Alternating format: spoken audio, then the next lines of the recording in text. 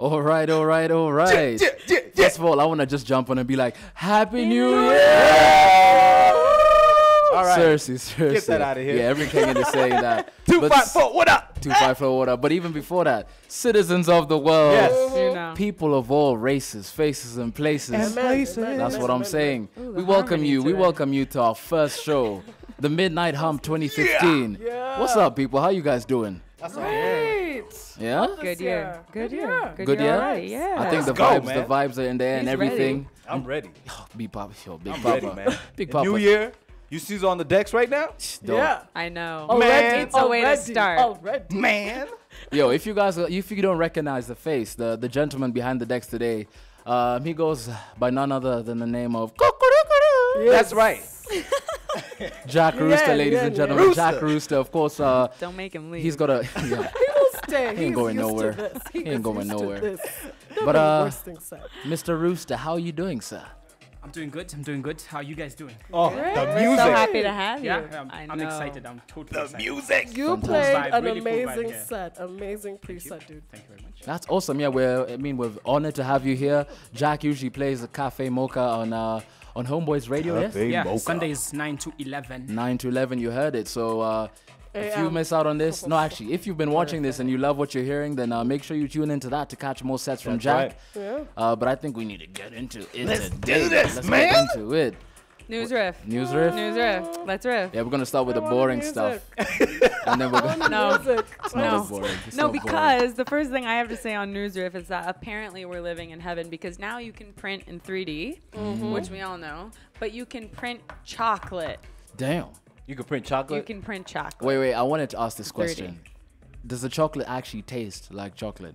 Yeah, it's actual chocolate. It's Oh. a partnership between Hershey's But and a 3D printing Are system. y'all saying I could print out food and eat it? We have some pictures. Can't They're print coming. out Look chicken. this. Oh, It's you know. Oh, but is snap. it safe though that Yeah. it's printed? I by guess a they say that the printer? only thing is that there's like one. They slipped this in. They have one chemical in it that they need for when it's cooling. But chocolate already has chemicals in it. Hella chemicals, yeah. I don't now trust that. I don't It's the trust same amount of that. chemicals, but you could also in a print cool chocolate, shape. man. Is it? We've been printing plastic. Now we can print food. This is a bit. Yeah, but chocolate tastes better than plastic. That looks quite cool. I won't lie. She has tasted this Fair and enough, found out. Fair enough, Okay. fair Anyway, enough. moving on. Okay. Cool So chocolate. this was cool to me. I don't know if you guys are interested in this, but you know they're always saying that our generation is like lazy and apathetic and we're jaded Who and we said don't that? stand. A lot of people say Shut that. up, man. He said it, not me. Shut up.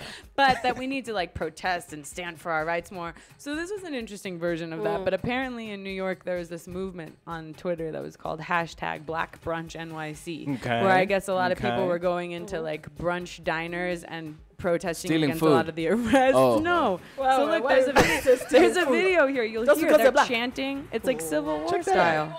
Look at this. Oh, so they.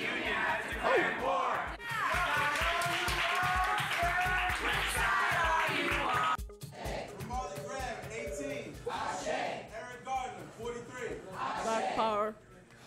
Yeah. So, you know, I mean, that was interesting. That the Twitter results were mixed. Some people were like, yeah, great, you protesters. And then other people, there was one that said, calling people who simply want to eat their damn lunch in peace, white supremacists and racists set civil rights back 100 years. Oh. Fair enough. Fair enough. Fair enough. I do you also feel wondered about that, when but- we talked about the Yeah. story prior, what was the effect of this all meant to be? I think most people were annoyed, to be honest with you. because I'm I think it's cool that they Yeah. did it. Yeah, I think it's really it's cool. cool. But I also But think a the lot of effect- diners were like, I think it's "You're-" pretty cool.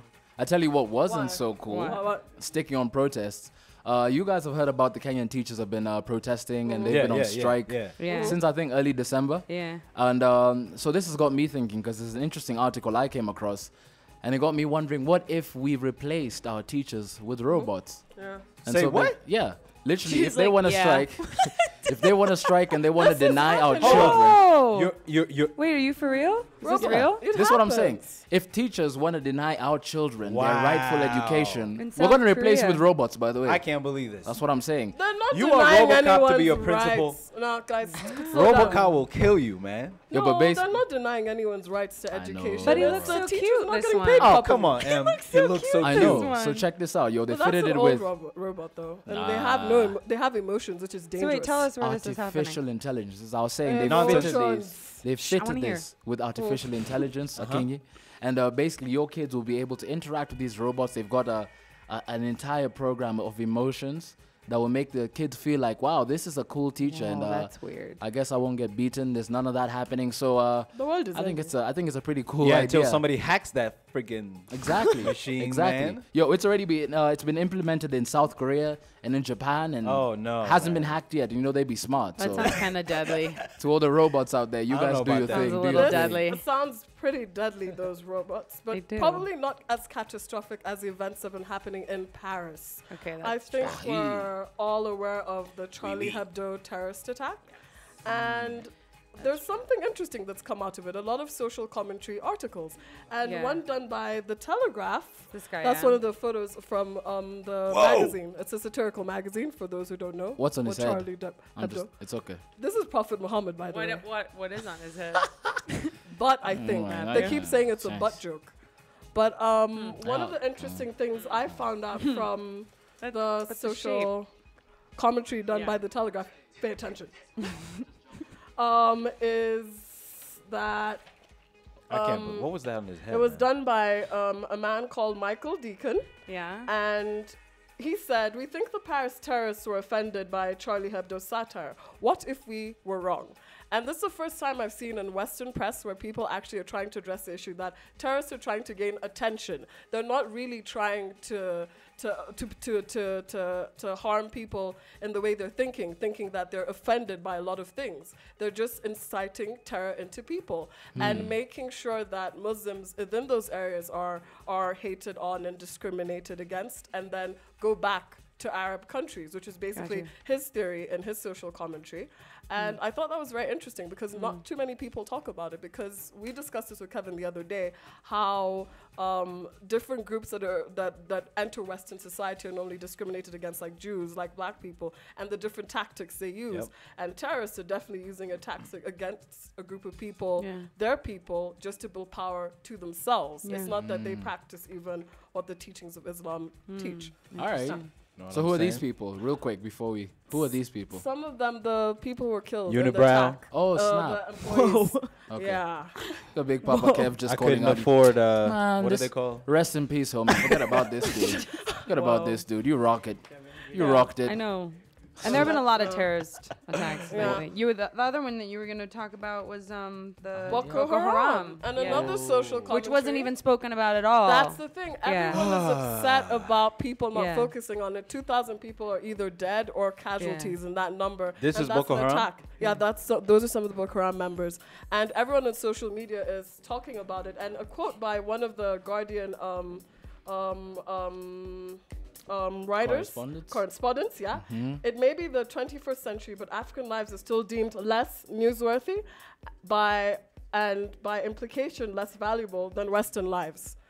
So that has been an issue, and everyone wants to talk about it because there are 3 million people who've marched on the streets over death of 17 people in Paris, but nobody's talking about Nigerians' death. Nobody's talking about what's happening within the continent. Right. Even media sources from here are not Yeah. reporting on that, and that should be an issue. Why? We should be I would love worried to hear about- what you guys have to say Yeah. about that too. Yeah. Please talk to us And on hit us social up. media, on our Twitter, on our Facebook page. I want to hear what people Yeah. have to say about Yeah, for sure. that. Boko Haram. Get out of here. Get Stop outta that here, Boko. ratchetness. He's Yo, ready for ratchet. on that He's new- just really yo, ready for On his that note, you ratchetness. guys know about our favorite, one of our favorite segments. It really is. Ratchet News. We want to tell you We about gotta what's flip it. happening in this crazy world. Let's flip the pancake over Man, here. it's about time. Flip it So, over. What have you got? What have you got? Press Room VIP Yeah. did an article about celebrities that you didn't know were black. Okay. Black. Yeah.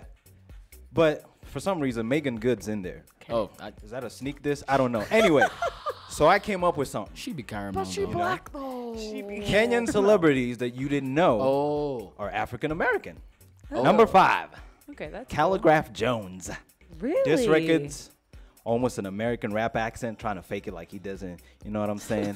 Green screen lyrics, Isn't you know, he gonna talking be about that mad life. when he finds And then out he look said at the this? jersey he's rocking. Like, what team is that? Not in Kenya. Jabs. That dude He is was trying to African say my American. tattoos. He was trying to say my 50 tattoos. Cent muscles. You see what I'm saying? 50 Cent muscles. Moving along, number 4.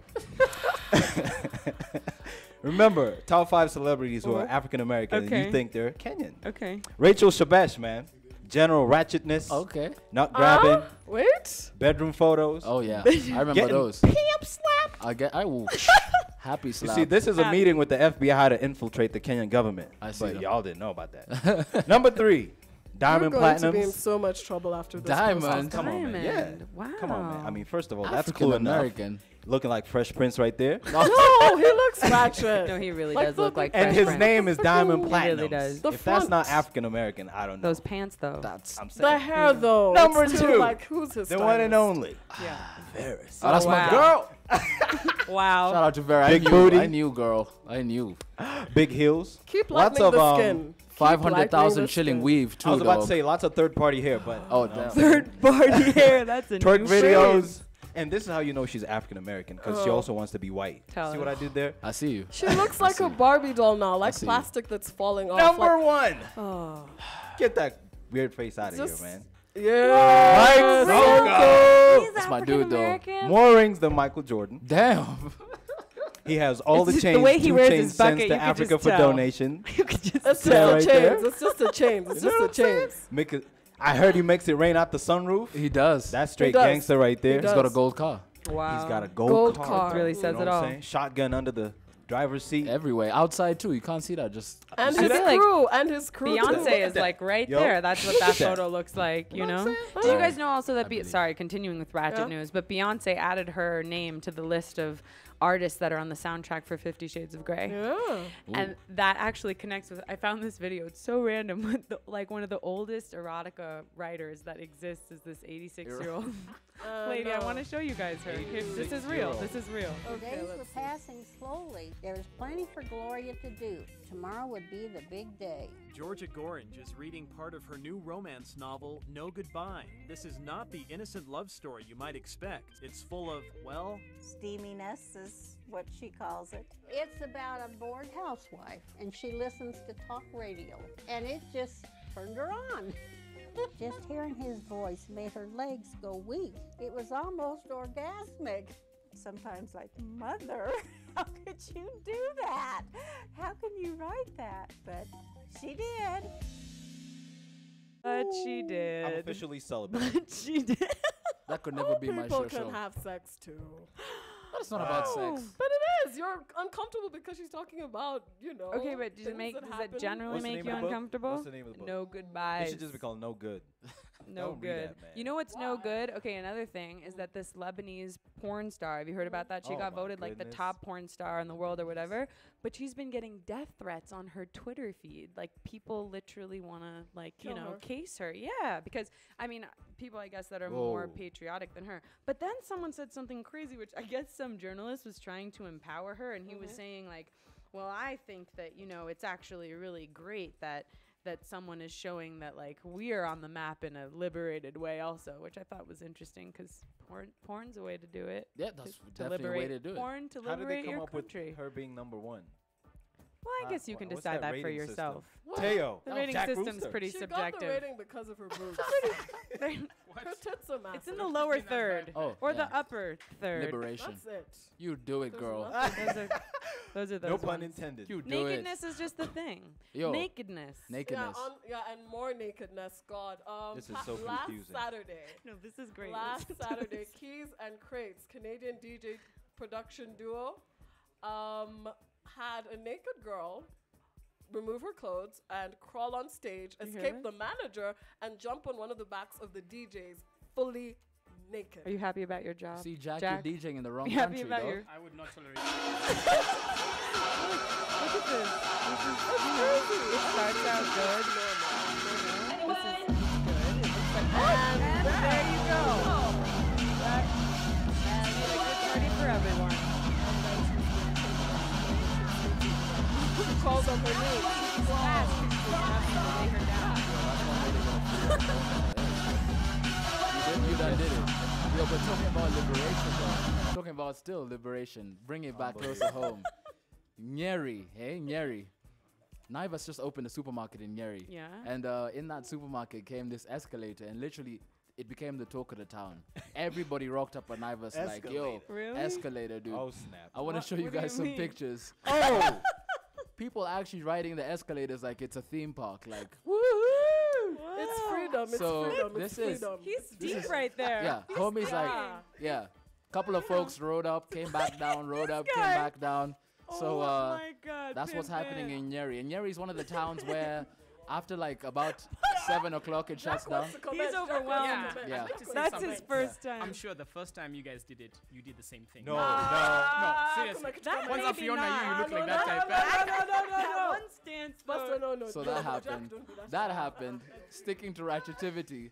Sticking to I was raised right. ratchetivity. I was Yeah, raised yeah, right. yeah. Yeah, Kenya, we forgive you. We forgive you on I that. mean, you're curious. You saw one of them Help homie us had. out. You saw one of those homies had spaghetti legs going on. Oh. Sticking with this topic of Oh. spaghetti, I have to give a shout out to one of Sonko, my sorry, favorite Sonko, sorry. homies, Mike Sonko. We love you over here. Again, What's you're good here. life? You're here again. But this top, my homie, over the festive holidays, Mike Hey, it's Sonko. hot outside. It's pretty hot. We were down in the Embracing his coast. inner Kanye. Hot He's mess. embracing his Hot. But inner basically, Kanye. this homie pulled out a spaghetti top when he was down at the beach, and he mounted a horse, think and it's a that he was statement. doing his thing. I think Pulled it's out a statement. spaghetti top So- and mounted a horse. That Yeah. doesn't even sound right. So I don't know. I'm gonna Kanye. ask Alexis to comment on this when she comes in for what the fashion I later. think you guys should comment on this. You We can wanna too. know. Tell us what you think about Mike Sonko's spaghetti top, and if you would rock this. But It's a vest he doesn't wear anymore. He wore when he was 3 or 4 or 5. I don't know. Like, it's just not like. She's on your fitting. side, Mike. Like, yeah, like I'm just like trying to help. Like, God, we're so screwed. So let us know what you think. That wraps us up for Ratchet News. that's it. Oh my. Today. Next up, we have our new segment, Power Talk. We have a special featured guest. Yeah. We're going to show you a little clip right now. Maybe you can guess who that is. Stay with us, people. Yeah. See you soon.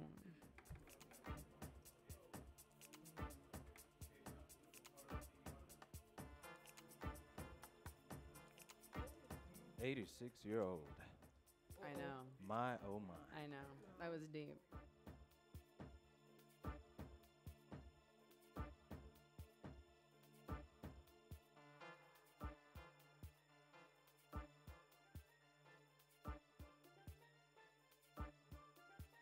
Rooster.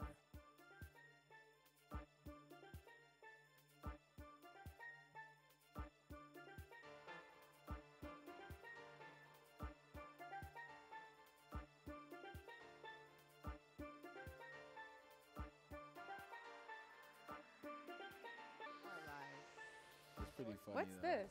Oh my God. Dude, Maybe you gotta show them. You gotta show them what it is. You gotta show them that this is that naked. What is it? Naked. pizza. Naked. Nice. Naked pizza. Is that why you're wearing your spaghetti strap shirt for us? Sonko vibes, man. Ah, that's hilarious, dude. Thank you very much. Thank you very much. Wow. Shout out Naked This is Pizza, my man. favorite. Have you guys, Ooh. who hasn't eaten naked pizza yet? I don't think that's right. Okay. Okay. This is the best. We're about to It's change your life right amazing. now. We're about to change your All life. right. That's Can I great. just like who can see this? Can I share this with everyone? Everyone. This is my There's not enough favorite pieces in pizza. there. This is my favorite pizza in flavor is that? Nairobi. What flavor is that? We gonna have to learn. Some Yeah. pepperoni in there or Alright. something? We're gonna gobble gobble while we go to a little sunshine. Who wants to try a piece? Shout out Please. to Naked Pizza. Shout out to Eat Out Kenya. Shout out to Eat Out too, man. Yeah, exactly. The Shout out to Eat hookup. Out Pretend Kenya. you don't want a piece of And pizza. shout out to Naked Pizza. So All right, You we're guys gonna go make to sure our you order. next segment. We'll be right back after we stuff our faces. Yeah, pretty much.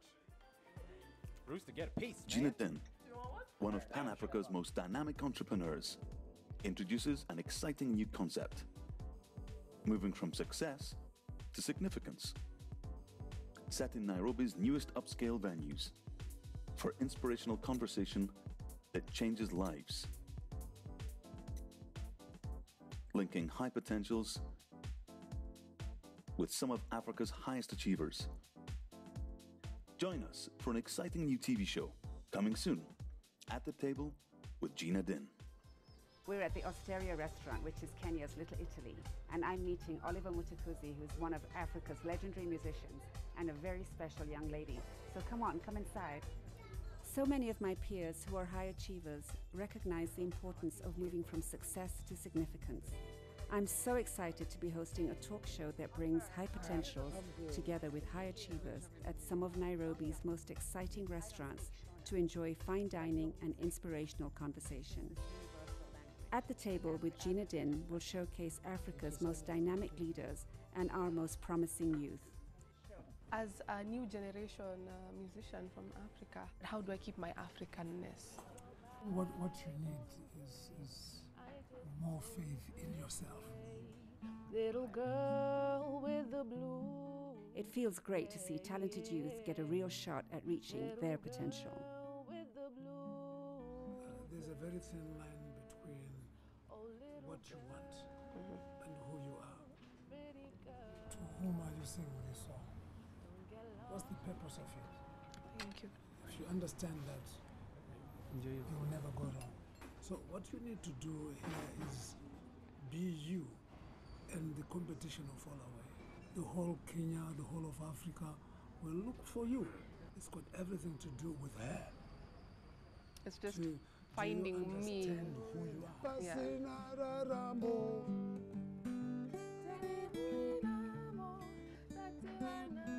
Yeah, Todi, what shall we do?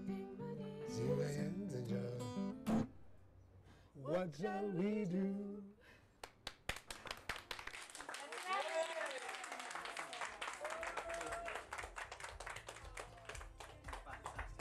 Join me at the table. There we go. That's a good one. I know. So for all of you who are just joining us now, we have the lovely, I'm sure you've all figured it out, Gina Din. You know, and trying to put even like notes together to introduce you, it was ridiculous going through your bio. It was just like, wow, how do I mean, I'm sure everybody already knows this, but to be the mastermind behind a huge PR company that continually wins prestigious awards, let alone being appointed the ambassador for, you know, Red Cross and then for the Gina Din Foundation. And I mean, my gosh, you've just, and you're still going every single day. It's a great journey. It's a really, you know, it's just, that's the fun thing. It's a journey. Well, it's definitely inspiring us. And that's a beautiful thing that you say. And you always talk about that it's not about the destination, it's about the journey. And that's why I really wanted to have you on for Power Talk today, because one thing that we always say at What's Good is that we feel like young people, you know, if you're going to strive for something, if you're going to really motivate yourself to become something in your life, let it be something that is genuinely feeding you. And my first thing I wanted to ask you is, for people that feel like what they really want to do with their lives, it's so far out of their reach. Say if you're born somewhere that feels far from where you need to be, what's the first thing that you feel like someone needs to do within themselves in order to push themselves to that level where they can start to leverage themselves and go towards the career or the life or the dream they have? I think it's a real disadvantage to start thinking about where you're from. I think, you know, for me, that's the starting point, is because if we started doing that, then none of us would do anything. I think we need to, you know, to look at where we're going, and, you know, and just sort of plot out the journey to the destination that we want to reach. But really, for me, what's been important is just having fun along the way, just enjoying every minute of the things I've done, and just not taking it too seriously, because there are going to be challenges, and we're going to make mistakes, and we're just going to own those mistakes and just keep moving forward. That's and an amazing I think young people just get discouraged very easily, like, oh no, you know, I failed at this, I don't think I could do it. But you know, we just got to pick ourselves up and just keep on going. What were any things that you did when you were younger in those moments where you feel like, wow, I've really done it now, I blew this up, I failed, it's hijacked, I can't move forward with my career? What are some things that helped you pick yourself up and turn things around again and again? For the better. Yeah. I think it was just, you know, instinctively I knew that I was going to go forward, and so I had to work really hard at sort of grounding myself to say, okay, well, not everything I do is going to be a success. Of course, there's going to be failures, and that's okay, because we would never know if we were successful if we didn't have any failures, you know. So if we succeeded all the time, then, you know, we would never be able to learn anything, and I think we'd be stuck in our comfort zone. So I think my failures have helped me get out of my comfort zone and do some things that have been really, really uncomfortable. But having said that about comfort zones and matters pertaining to that, as a young Kenyan growing up here, I think the one thing we've been handed down is a conditioning of serikali tusaidia, you know? The government must fix this, must fix this, must fix this. And since this is Power Talk and we're here to talk about empowering people, really, what words of empowerment can you give young people and the country as a whole? Because there's a mindset, especially in this country and in this continent, of inability to do stuff, that someone's going to save us, and not seeing that the person who's going to save us is us. There's no one else but us. So what would you say to that? Yeah, I think this, this whole sort of issue of dependency is huge, just across the continent, because we're from this sort of extended family thing, and, somebody's always there to take care of us. But, increasingly, the younger generation don't have that. And so we're going to have to do stuff for ourselves. And I think that was an advantage for me, is that I, really wasn't from a big family. There was a lot of things that I had to learn and do all by myself, and I became very independent in doing that. So, I think that's the issue, is that we have to really value what we can do for ourselves before we start depending on anybody else to do it for us, because we have more power within ourselves than we actually think, or than we're willing to own. And we need to take that power back. Because I think we've given away that power to somebody else to do it for us. So for me, it's really about young people, reclaiming their power and knowing that it's within us to get to wherever we want to go. Because we can do anything. We can, and I think that's what's an amazing thing that we all rediscover in life, is like that everybody has their different ways of taking their power back. Yes, it's true. I don't know if you have any particular things that have really, like for me, it's been everything eclectic, from like reading like books on philosophy to doing yoga, Magazines. like anything like that. So do you have particular things that really helped you be like, wow, hold on, I'm turning my power over to somebody, something else, and reclaiming that? I think it's just reading a lot of autobiographies about people that have done amazing things. And when you look at, what they've been through in their lives and the struggles and the challenges they've had, and at some point they're sort of reclaiming that power and saying, well, I'm not going to let this deter me. I'm just going to keep on going. And that's what sets people apart, isn't it? Is the ability to continue. Where, the people who don't make it are the ones who gave up way too early. I love that you say that as well, because we showed that selection from the At the Table with Gina Din series, which people will be able to see more of on our website as the year progresses, because we have many wonderful episodes that we've yet to release, and they're amazing, and I've gotten to see some things. So I wanted to say, what inspired you all of a sudden at a point in your career where you're so successful, everything's going well, you have a family that you love, you have so many things that fulfill you. Why create something where you bring, older people together with younger people that can create this sort of continuity of aspiration? What in you? I think I was trying to create something that was missing for me. So when I was growing up, right now we've got this huge digital space. So people are able to build their brands right now so easily, because we're online. You can create your brand right here, right now, by being media, and I didn't have that. And so I think we have the capability now of sharing some of our experiences with younger people, and showing them what we've done and bringing expertise from some of our peers. So I think that's really why I wanted to do it, to say, let me bring the contacts that I have to this growing generation of future leaders, and see whether together we can't create something. And you amazing.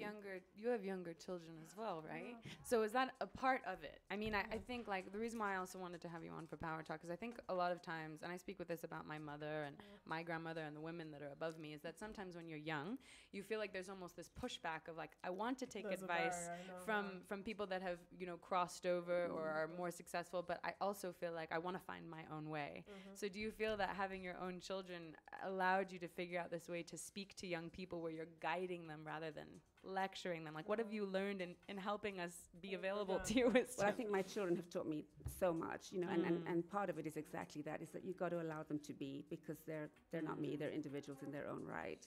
But, maybe some of the things that I've been through, some of the insights that I have will help them, on their journey. And a lot of my children's friends talk to me all the time. And, and some of the things I say to them might be so simple for me, but they're like, oh, wow, and I'd never thought about doing it that way. And so it's really about just bringing that expertise to a table and just, very casually sharing, because I've learned so much from younger people. And, even some of the episodes we did at the table taught me so much. So I think it's really a win-win for everyone. It's not really, just the young people that are benefiting. I think some of my peers benefited too. We need to open these lines of communication. Between generations. Exactly. But speaking on identity as well, you just discussed it. You brand your company as an indigenous strategic communications company. Even articles we find are based on Pan-Africanism all the time when it comes to when they talk about Gina Din Group. Now, Do you think it's important for more African companies to brand themselves in that line so business people can actually see that they're helping build something and grow something from the ground up, and then we can have our own economic system if more people value business and value creating something for the community and their countries and helping everyone out? Absolutely. I think, I think Africa, as we all know, is this, this, growing continent. We've had all this, all the narratives that we've heard about rising, Africa rising. But I think, we need to step up to that, and we really need to make it Africa rising. And the only way we can do that is by building strong African brands. Yeah. And that was really part of, what I wanted to do. I love the continent. I love the people. I've traveled extensively across Africa.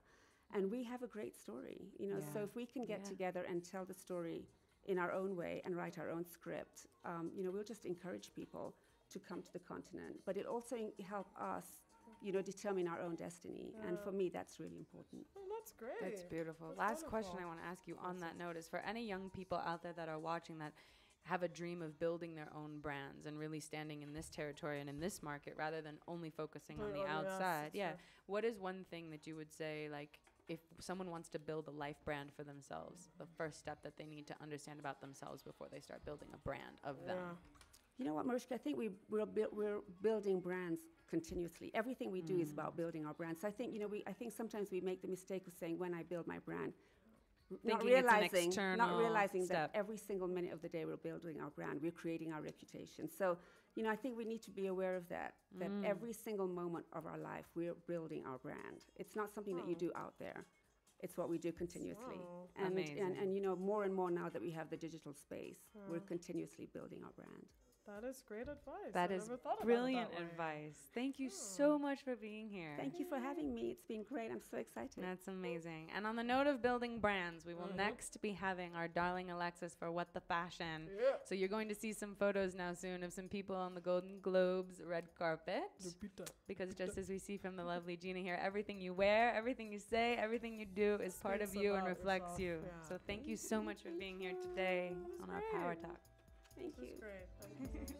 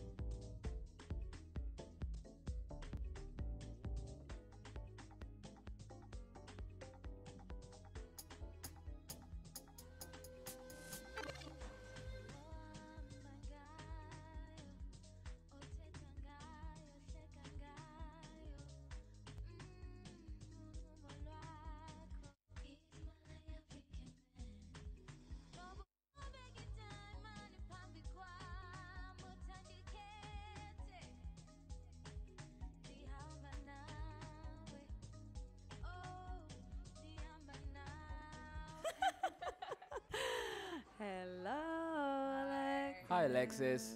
Aloha. Happy New Year. Hey, our What the Fashion mascot over here, DJ Waba. How you doing?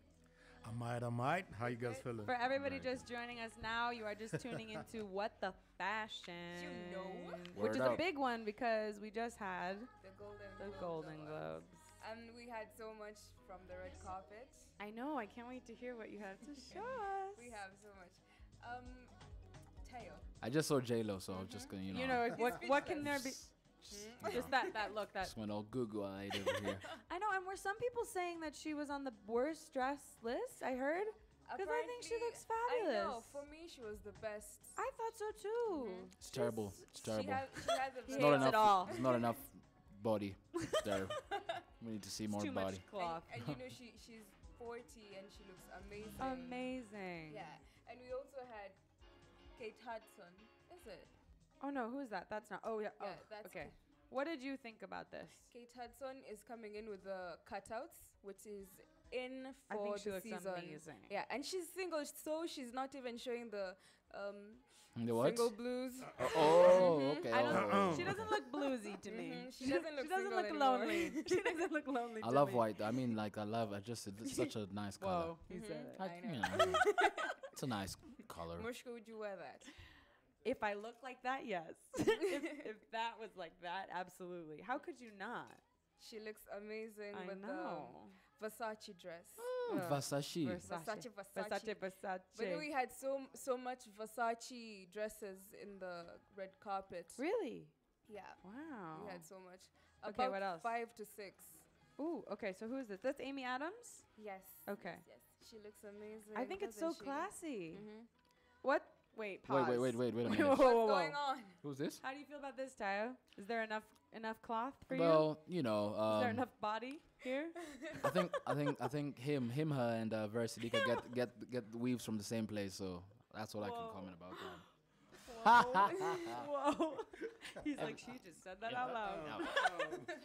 What do you think about this? That is Keira Knightley, and for I'm really me, not so much about this butterfly on I didn't like her. Yeah, I know. Her outfit.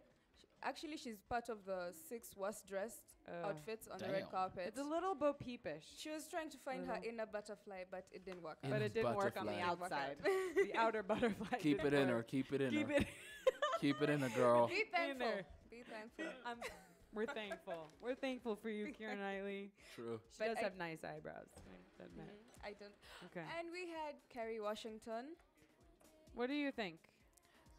She was showcasing the metallic texture on the I felt carpet. like she was a little like mommy, like like she's a stunning lady, and I Yeah. felt like she was a little like she's like no, like mom, stop that. Moms are great. J Lo's a mom too. I'm not saying that. I'm saying in the way where it's like a mom at church.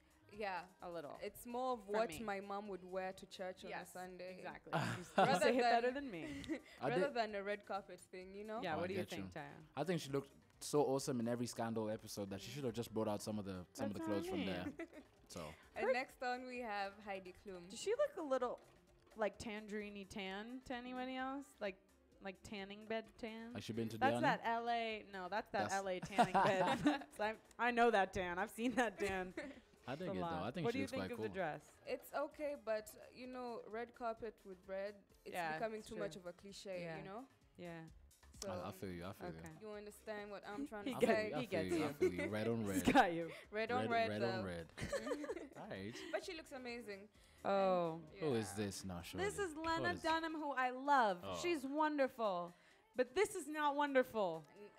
For me, this is not a wonderful thing. That looks boring. It looks rectangular. It looks like, honestly, her designer was lazy Do on you this see one. the expression in my face? I'm like, It's just She I looks like she can't just picked even up say part of the anything. carpet and was just like, here, this is put it together. Let's go. Let's go. You got pins on that? Let's go. Y'all are cold, man. Y'all are cold. Hey, bro. chill zone. If you could see this we picture liked too. your spaghetti top. Yeah, yeah. It was Why, good. thank you. It's me rocking it. That's- Okay, tell us, is this all before we go? Okay, this is good. I'm glad we Great have this dress. before we go She because won. some people didn't like this. What did you think? I was confused. You're half-half. I was Me confused. too. Tell me why and then I'll tell you. Maybe it's the makeup and Thank the hair. you. Because, okay.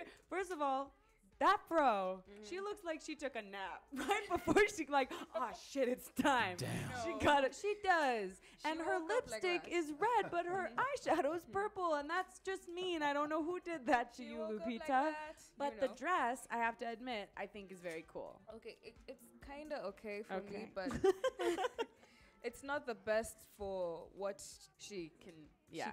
she can put out, you know? Yeah. This is Lupita. Yeah, I know. This is I want to hear what Lupita. you guys have to say about this because this is a big Lupita point of Nyong'o. controversy on And the carpet. also, there's a meme on my Instagram page. Yeah. The Airwick and her dress, who wore it better? Okay. You know? You should Alright. go and check it out. Check that out. Wild Child. I think Alexis Lupita Nera, wore it you better. know. You know. You know. Wrap it up. .wordpress.com. You gotta let them know. Oh, by the way, people, I have my own personal blog now. Bang. alexisnerea.wordpress.com. See, so you can find it if you can't, because I don't know. For me, people say all those things. I'm like, yeah, great, and then it's gone. Yeah. But on the WGLive.tv website, you'll see her blog will be posting, and then you'll be able to link out. Yeah. So you I've been just on get that. It's Alexis pretty all cool. day. Yeah. It's pretty cool. Talking about creativity, actually, Alexis, I wish you could be here for the next segment. What is it? What do you guys got for us? Michael Soy. Remember I told you about his paintings? Whoa, And a whole bunch of other stuff that he's doing. Super creative. So that's somebody else as well. He actually, a lot of his paintings deal with fashion and everything, and politics and just social awareness. Everything, really. So I want to invite him into the studio and ask him a couple of questions and see where we go with that. Yeah, and before I go, ningependa kutuma salamu. Murunje. Ningependa kutumanga salamu. So it's my best friend's birthday on Tuesday, and she's listening in. Hala. So happy birthday, Tatiana.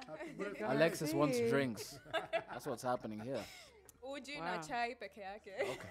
So proper stuff. So you're and good people. we have open conversations. We also have Love and Lust coming up as well. So that's stay interesting. tuned in that. We are featuring a darling guest that I'm very excited about. I'm actually as well. waiting for Love and Lust. Like, I know hey, that's why you're here. I know that's why you're here.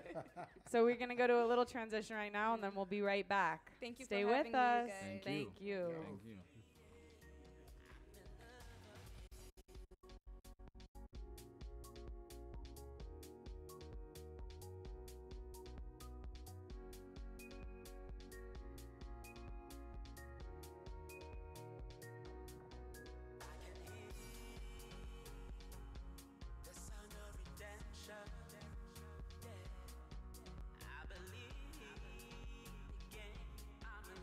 Someone else.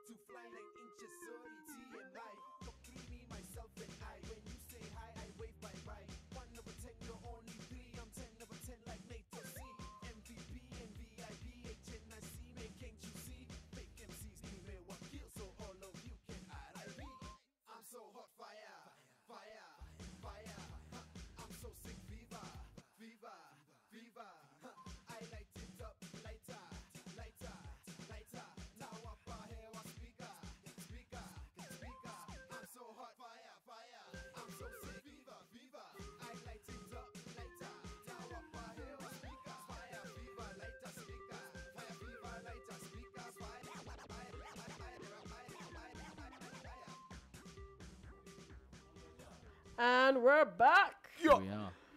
And today we're very happy to say we have one of Kenya's most prolific artists in the entire history of our country. He's Yes. called Michael Soy. Michael Soy. Mike, are you blushing, Michael? His look what you his did, look what artwork you makes did. me blush. Yeah. Really? How are you doing, sir? I am very well. Karibu sana. Thank you. Thank you. Yes. And today we brought you to the studio to talk about, on Open Conversations, why this is a show, Yes. to talk about Kenya as a country right now. Are we even free? I think you've noticed that we've had a lot of draconian laws being passed infringing on our freedom of rights. And basically things like the media bill, things like the 25-year-old that just got arrested for calling the president an adolescent president on Twitter. Yes. Those kind of things. How Hey, do don't you laugh, you feel might get- about this? Because you used to do a lot of political art Yes. in your pop art. What do you feel? I was having a conversation with somebody, I think last week, and the one thing they said about the laws was that they felt like the laws were actually like made for me and you. They were not made for politicians who can basically say anything they want and get away with it. Yeah. They also say that, I mean, with everything that's going on in Kenya right now, with all the issues around terrorism and stuff, the laws were also put in place to kind of like, make sure that people did not criticize the government for failing to provide security for its citizens. Yeah. But then why don't you speak on it? You used to do a lot of this stuff because right now your work focuses on commercial sex work, and that's why it's very controversial and it makes Kevin blush. Yes. But I mean, And it's super cool. I'm just gonna throw that in there. Well, Yeah, man. it's I basically work in faces, and I mean, I think I dealt with the issue of political art for quite some time. I actually did it for close to 4 years. So what happened is I decided to move on to something else, and everybody is usually very critical when it comes to issues that evolve around government, and government is not doing this, government is not doing this. Yeah. But I mean, at the end of it all, people also need to kind of like really look hard at themselves and And is that why you did so the yeah, I mean, commercial sex it's series? there's a big, huge denial that goes on around Nairobi when it comes to issues that revolves around commercial sex work. Commercial sex work is alive and well in Kenya. It is big business, and people are Big making business, a man. killing Bank, out of it. bank. And Kenya being a 75% Christian country, everybody goes to church and sings very loud. Yeah. But I mean, at the end of it all, they don't tell you what they do on Thursday, True. Friday, and Saturday. True. Yeah. So I mean, Straight what up. I did is that I also want to create work that evolves around the things that I see. I want to talk about this. What I'm doing at the moment is I am documenting what is going on in Nairobi right now. And the issue of commercial sex work is big. It's very, very, people don't talk about it. Yeah. And I felt like, I really needed to kind of like, document that part of Nairobi. So maybe probably a kid sitting in a class 10, 20 years from now can have a look at a book and kind of like, see what Nairobi was back then. I like your portrayal of men as well in the pieces, because you don't just focus on women using the certain societal changes we're going through, a lot more foreigners coming in and different blends, but you've done pieces with men as well who just take advantage of these situations. Tell me more about that. What's that about? A lot of the work is actually like taken out of context. People look at it and see what they want to see. What but is it for they me, see? for me, the issue of commercial sex work, the kind of work that I do, is work is based that is based on things that I see. I do not create these things, and what I want to do is that everybody. If you have a conversation with any lady out there, they will tell you that the people who go to strip clubs are the local perverts who hang around in town and that kind of thing. But one thing that people need to understand is that these clubs are not cheap places. They're very expensive. Word. And Straight up. everybody How who would just y'all like know? walks How would around y'all in know? town cannot actually afford to get into these places. Yeah. So who goes to these places? It's their husbands, their children, their uncles, and all their male relatives. So for me, it's when I create work that revolves around the strip clubs, my work is not about the topless woman standing on on the table. But most of the times it does seem like that. And if you've seen the pieces that have been scrolling through the I was screen, even about to say something. Yes. Yeah, what were you gonna say? I was gonna say actually, Michael. The first time I saw your work, I Yes. was at Havana, and Yes. I've actually seen most of your work in clubs, if I've Yes. seen it, apart from following you on Facebook. Yes. And I was actually gonna ask. I was like, do these clubs buy your work, or do you give it to them? Or Yeah, I was gonna ask about the Tusker. because it's yeah. fantastic placement. I'll be a bit turned up, whatever. I'll be like, damn, that is an That is interesting. Who is this guy? You know. Well, I mean, for me, it's about getting alternative spaces, and my work is basically created for local consumption. Yeah. If I'm not going to have an exhibition in at the Alliance Française every single day, but I mean, I know people go to Havana every single day. Very true. So I mean, it's a place. I mean, I'm looking for alternative spaces. I'm looking for places where, you know, I mean, people would. I mean, a lot of local people feel very intimidated by exhibition spaces. They feel that this is something that has. Was basically created for white people. So I mean, a lot of them feel very, very uncomfortable. So I mean, I'm gonna go and get you where you are. Yeah. Big Papa. That makes sense. Do you I have was any gonna questions? say, Any like, questions? do you think talking about this stuff politically is worth your life? Yeah. Because personally, you know, I can look at other countries, especially the U.S., and I can say Malcolm X died, but I can see the change it had. MLK died, I can see the change it had. Robert Uko died, I can't say, but this Tom Mboya, Saitoti, Mutula Galonzo, all these people, do you think it's worth your life if like a you do, politician yeah. approaches you and says, look, you need to quit or else? Well, I mean, it's tricky and it's not very easy doing the kind of things that I do. I have been called a lot of things. I have been called a pervert. I've been told that I create work that demeans women. I have been threatened. I have been sent text messages. I mean, 2-3 years ago, I used to change my line every single year because. Now, let me ask you this. From people in power or just regular people? You know, the problem is that, I mean, a politician will not call you. He'll Of get course. somebody to call you, you know. So Get the hitman. So you have no idea who Like, calls you. who's you know. calling Olu, you? get that guy. Yeah. So, I mean, also, I mean, the issue of being careful, I mean, at times is, you know, and when it comes to the freedom that, I mean, we are guaranteed in the Constitution, I mean, at times I feel a little bit Wary not of it, very sure. yeah. Yeah, you know. Yeah, because I saw your profile pic on Facebook. I'm assuming that's your daughter. Yes. Yeah, Who's that's what working triggered there? that She's an question. aunt, yeah. And I was like, okay, if somebody comes up there and is like, you need to stop this, or it's your kids, or like, are you gonna say it's no, I'm gonna keep doing what I do, or are you gonna change your style or your message? I'm not going to change my style because I love what I do. Yeah. I mean, I quit a job to come and do whatever I do. And I mean, for me, it's like, you know, having a hobby that basically at the end of it all pays you, you know. And there's nothing as good as having a job that you love. True You know, that. get up in the morning and, you know, you're like, you know, really psyched up to go and work. And one last note before we wrap up and close this.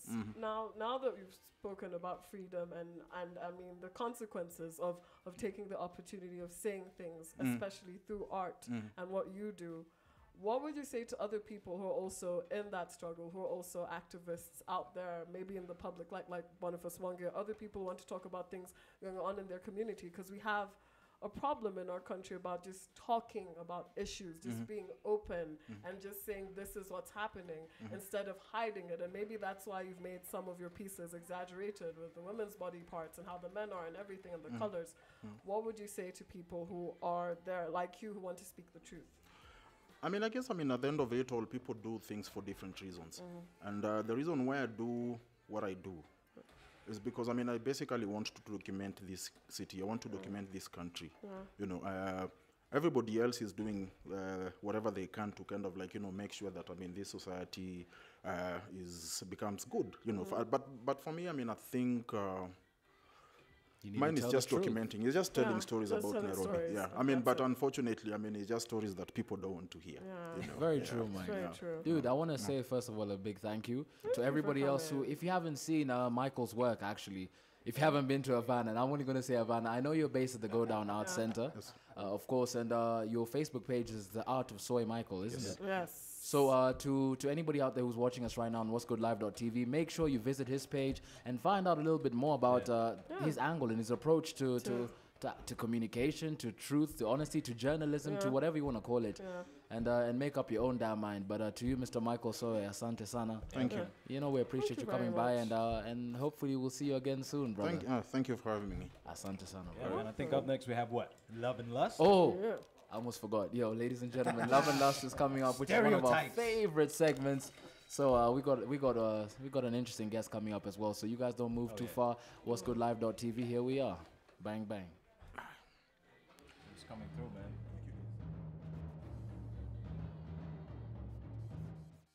How do you feel if you would ever be in a position, you know, you had enough money to take care of the household? Would you let the husband stay at home? And do what? I don't know, roll blunts, wash the dishes, watch the kids. No. No. Then I wouldn't have a partner. I'll have another child. Okay. All right. That video.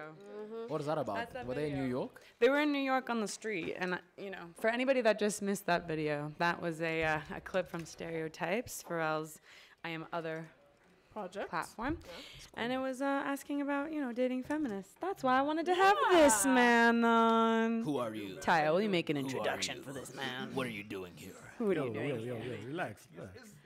The thing, it must be on. You better Probably speak is into on. it, then it'll be I can on. hear myself that well. Tap it really hard. Tap it really hard. He's used to being on the air. man. You know, Okay, yeah. diva things. It's good, man. It's a blessing to be here. Let me start by saying it's a Thank blessing to be you. here. Thank you. Welcome. How you all feeling? You feeling good? Feeling great. We're feeling good. We're feeling honored. How are you feeling? We're feeling honored to have you over here. Closer, sir. closer. First Get of all. closer to us. I Yo, know. Coco, I'm those are excited. some fly Was shorts, that- dude. I know, There we go. Is that man. better? He's That's better. styling. Yeah. How you doing, sir? I'm very well, thanks. How are you? I'm good. It's pretty odd for me to be on this side because last time you I invited was me just to saying, the show, I I'm was used like, to down. interviewing people, so now it's roles I was are gonna say, reversed. for the people that don't know, make an introduction for your For lovely the people friends. that don't know, You don't know, this is the Which you real. should. I don't know a couple of names, but I'm gonna just refer to him as Coco Rasta Ngori. No, wait. Let me break lion. it down for you like this. Lion. The lion. I'm known as the late night king. Get Woo. it? You got that? Got it. AKA love and affection, time and attention. That's one word. That's one. Man a bad man, stamina man, Rasta man, undercover champion lover. That's one name too. That's enough for now. That's enough for now. So those are his titles. That's what you refer to him as. And Karibu Sana. Asante sana. Yeah. Feels good to be here. So listen, I wanted to bring you on for the Love and Lust section because Love and Lust is one of our favorite sections Yo, ever, and as right? you know, I know everything when it comes to love. You know. Olu might want to. Obviously. I know everything about the other one.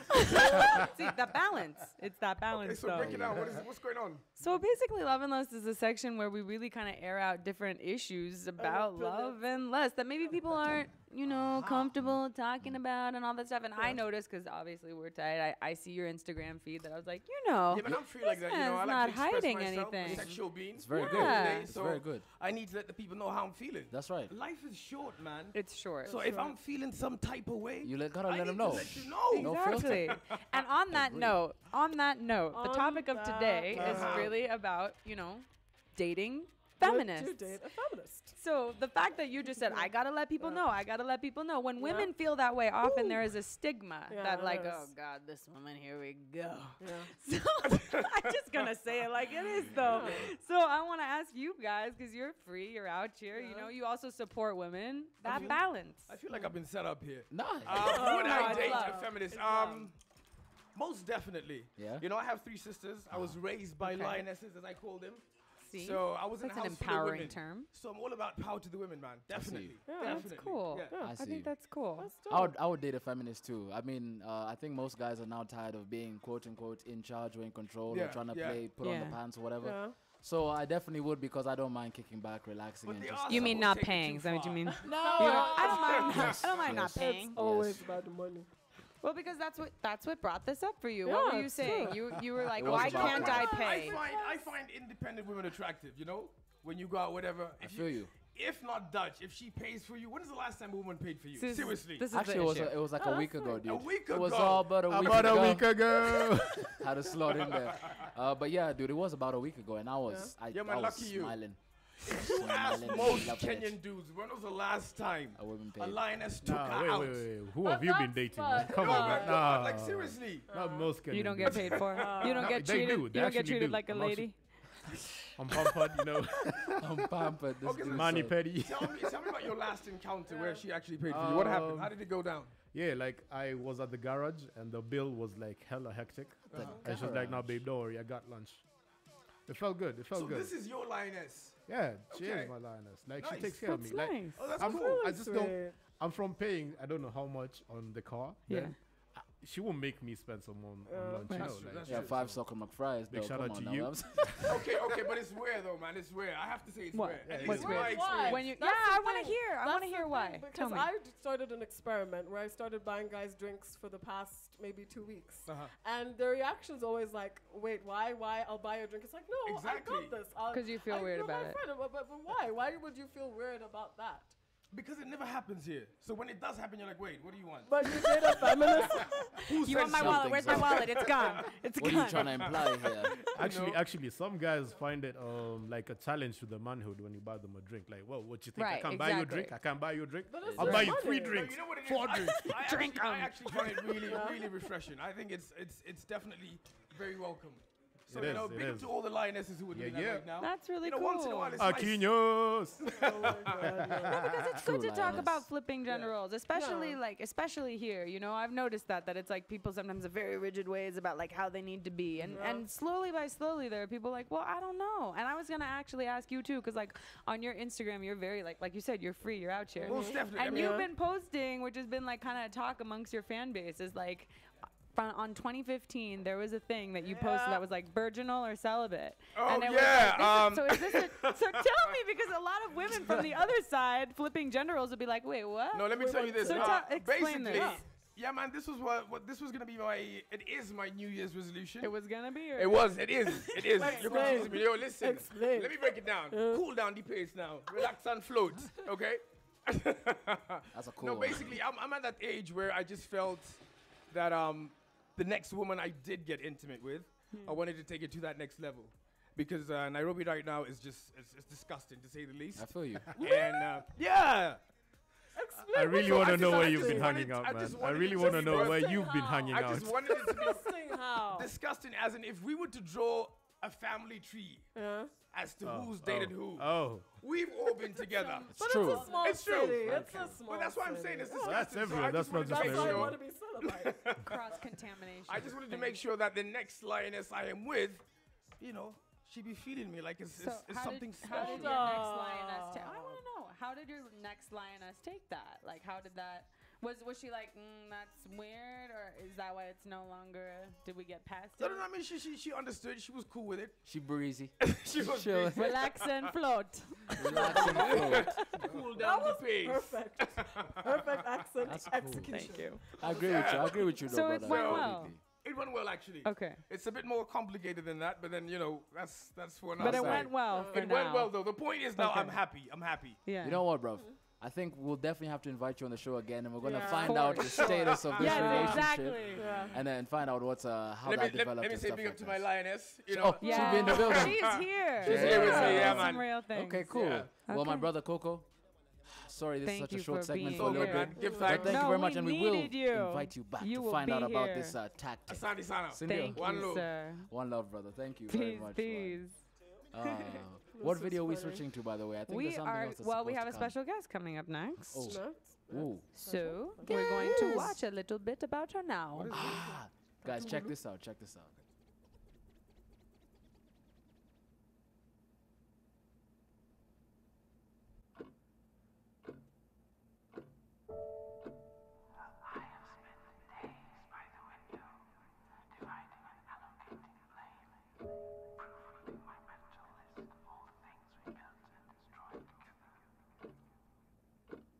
Though we were held captive by the drama of our dancer's fate, and how badly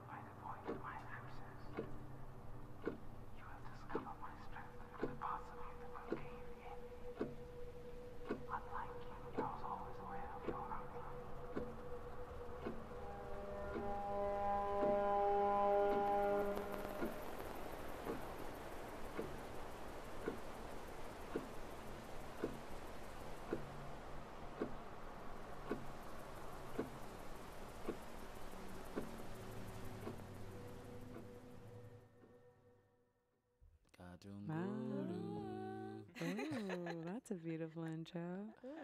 Really quickly, for everybody who's just tuning in right now, this is our segment From Kenya to the World, where we get to have a moment and sit down with prolific Kenyan artists, voices, figures who have traveled the world and come back, and they have wisdom to share. So today we have a special guest who would like to let Akinyi introduce. Yes, because I absolutely love her. Yes, you do. She is a 26-year-old fashion designer. She is Kenyan, and her interest in making things started when she was younger, and she used to observe her grandmother make baskets and stuff. And that led her to a path of realizing that she could be a designer and create the African identity through design. And that's basically what she does. She's showcased at Mercedes-Benz Fashion Week in New York. She's showcased at Hub of Africa in Ethiopia. She's an FA 2054 finalist. She's everything. She's everything right now. An entrepreneur, has her own clothing store, Katugulu Bandwa, and another collective, Mufti, all based on luxury brands and luxury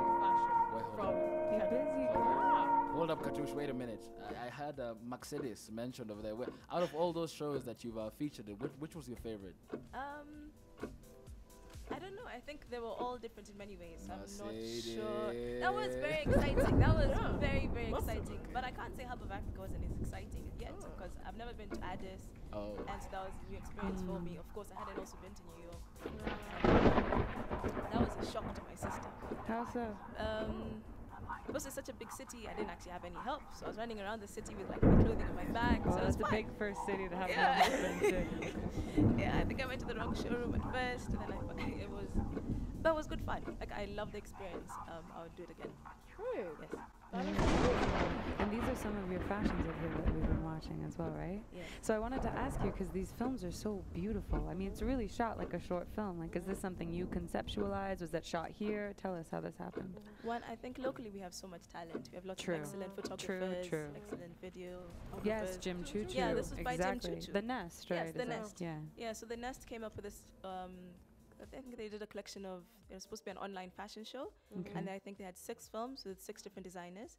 And of course, this was just one of them. I was one of the designers, and I think that was the one they selected to show at the. It was a film festival in South Africa at that point, and so they selected mine, which was kind of exciting. Damn.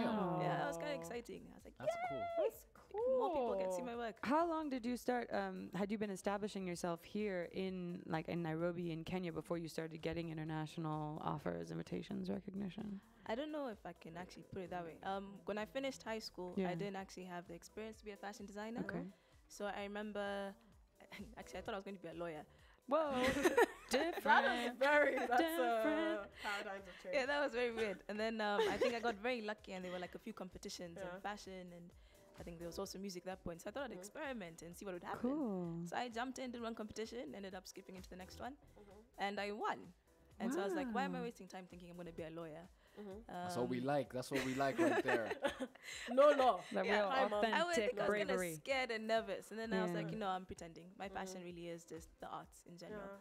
And so I went in and I did fashion. And having won that, I think that was my first introduction into the market as a fashion designer.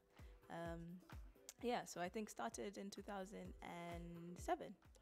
And that's something interesting. I'm talking about how you started up here, because you're not just a fashion designer. Most people who are fashion designers here are entrepreneurs of a field that got broken down and run down in the late 80s. And we always have this discussion about how the effects it's had on our industry and how it's affected how we buy clothes. And you have very strong views on Mitumba. But as someone who's now in the eyes of an entrepreneur, how do you see what you're creating? How is the industry now? How is it compared to 10 years ago? How do you feel you guys are making a change by having stores, by putting your brands out there, by being there? Of course, I wasn't there 10 years ago as a fashion designer. However, I feel like, one, we're facing very many challenges considering the textile industry and where it is now. It has both, I think, negative and positive effects on how much it costs to retail our stuff. But of course, it also allows us to be more creative in how we're going to do this and target our market. And I think in that sense, it's kind of cool. And then we've also noticed there's a lot more designers, I think, now. People who are willing to experiment and try different things that, of course, acting locally, thinking global, which is kind of cool. So I don't know. What pieces of wisdom have you taken from your international travels that you've brought back and enacted to your local, your local efforts, your local market? Do you think has anything really like helped inform how you've moved forward since your travels? It's very nice to see like big brands started by like more established brands by younger people. So I think here it's a little bit the field is not that wide, but when you travel, you find lots of positive. What do you call them? Mentors? No. Examples. Yeah, you find lots of positive examples. Yeah. And so I think that's been very useful to me. And of course, we try to bring it back here where we can also inspire the young designers like ourselves. I've got to ask. Katungulu, why don't you make clothes for men? That's why don't you make clothes for us guys? Let me just be fair. Men are very difficult. Like, you like to pretend. I'll make you a jacket, and then you'll be like, Panatone looks like a chick's jacket. No. Wow. So men are the divas. Yeah, they're divas. Men are the divas. Like, I'd like to put you in a dress. I could pull a Kanye a little bit, son. Yeah, that's sort of where I'd go. He's lying. I probably can't. No. Lies, we're going to have this discussion after. That's cool. I think that's actually an interesting question, though, because your designs are not particularly, I wouldn't say they're androgynous, but they are they're mixed sex, they're mixed gender, which I think is really cool. Did you have a difficult time when you first started in this market where people are like, that's not a girl's, that's not for women, that's for blah, blah, blah? When I started, I was scared about many things. One, is it African, when you're starting? Yeah, I think because I wasn't using print. And then I think I was so concerned about being comfortable that sometimes, of course, it crosses over because sometimes people just want to wear stuff that they enjoy. You can move around in, you can dress up a bit, I think, if you want. So you can play around with my stuff. So, of course, I try to make it... Free flowing. Fun, yeah, so I think even men like free flowing stuff, I think. So I think this boy here would see himself in one of those. Yeah, I could rock a little song. So maybe not the skirt on screen right now, but I could rock some. Which is actually I was even gonna ask, is it challenging? Of course, establishing yourself in a conservative country such as Kenya, and does that influence some of the designs that you make as far as you can't make too many racy things that people may not, ladies may not wear, like clothes which are too revealing. But at the same time, because you have an international audience and market that are looking forward to your collections, they can buy your clothes and stuff. So is it like, do you have to be careful how you strike that balance, or is it just like, I make my clothes, this is my style? I make my clothes. High five. Do you, bro? Yeah, I can't. You just left me hanging. It's cool. Oh, sorry. Oh my God. Sorry. Can I get? Yeah, sorry.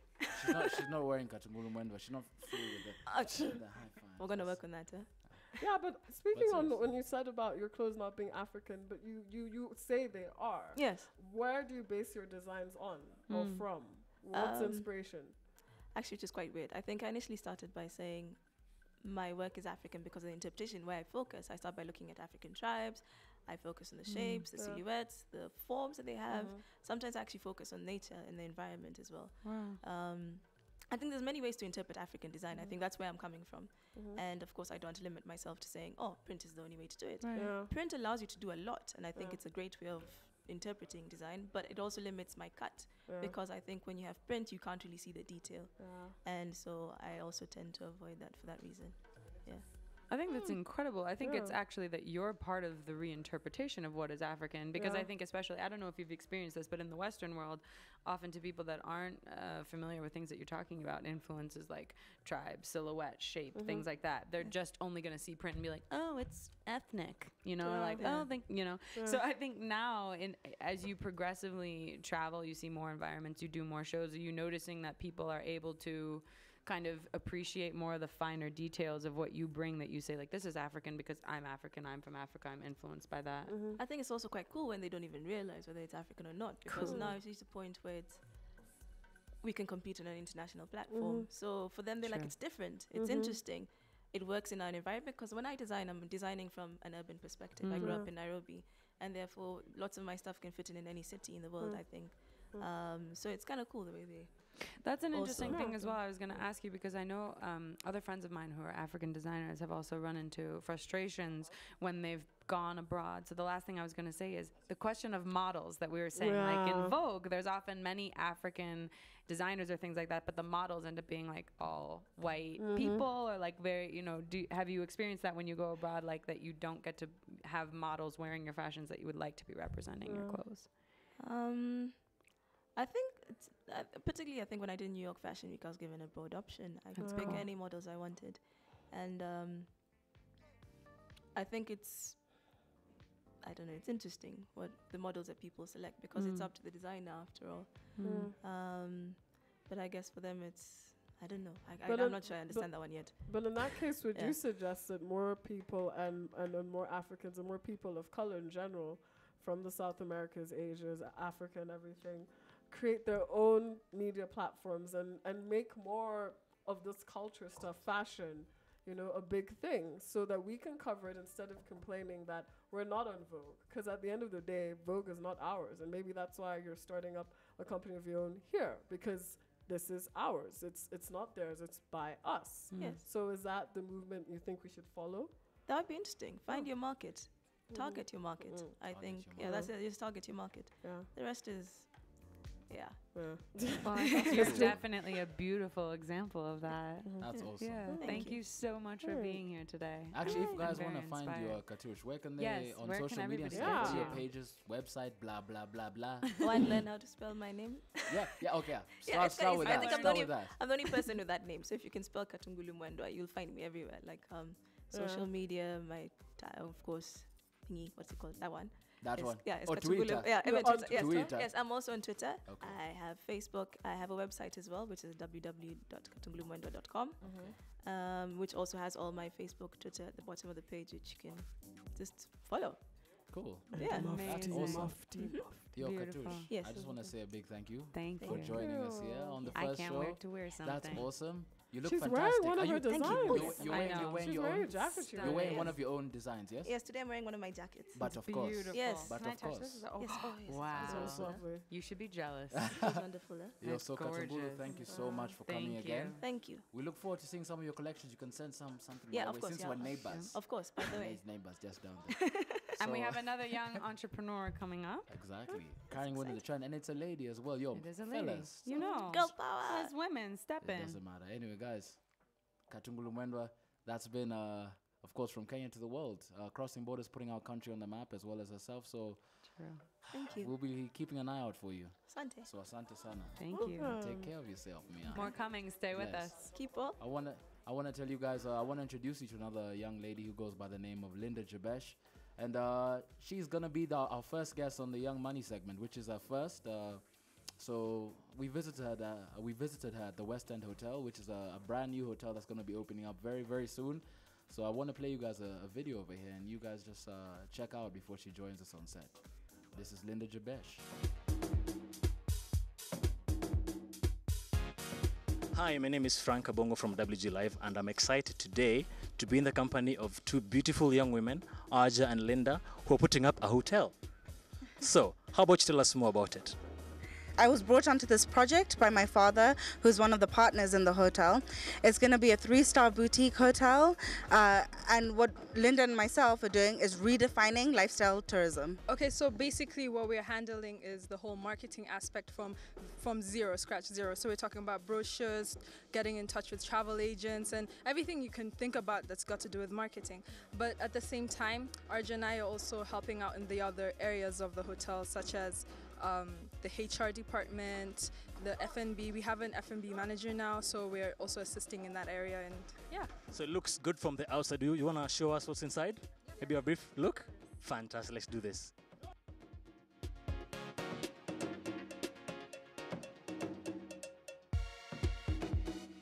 So what marketing challenges are you facing going forth with this huge, exciting project?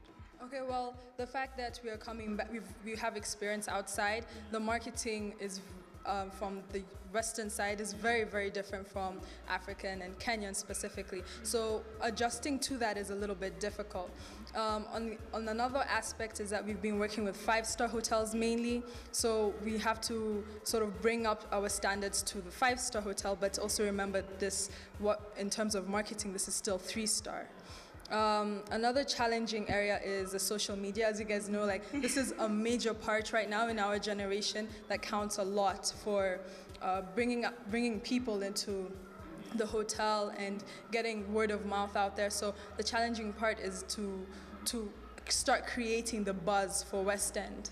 Just look out for us, West End Hotel, on the social media groups, Facebook, Twitter, Google+, everywhere. We're going to be there. And remember, we are redefining lifestyle hospitality. Cheers. Nice one. This is WG Live. See you next time.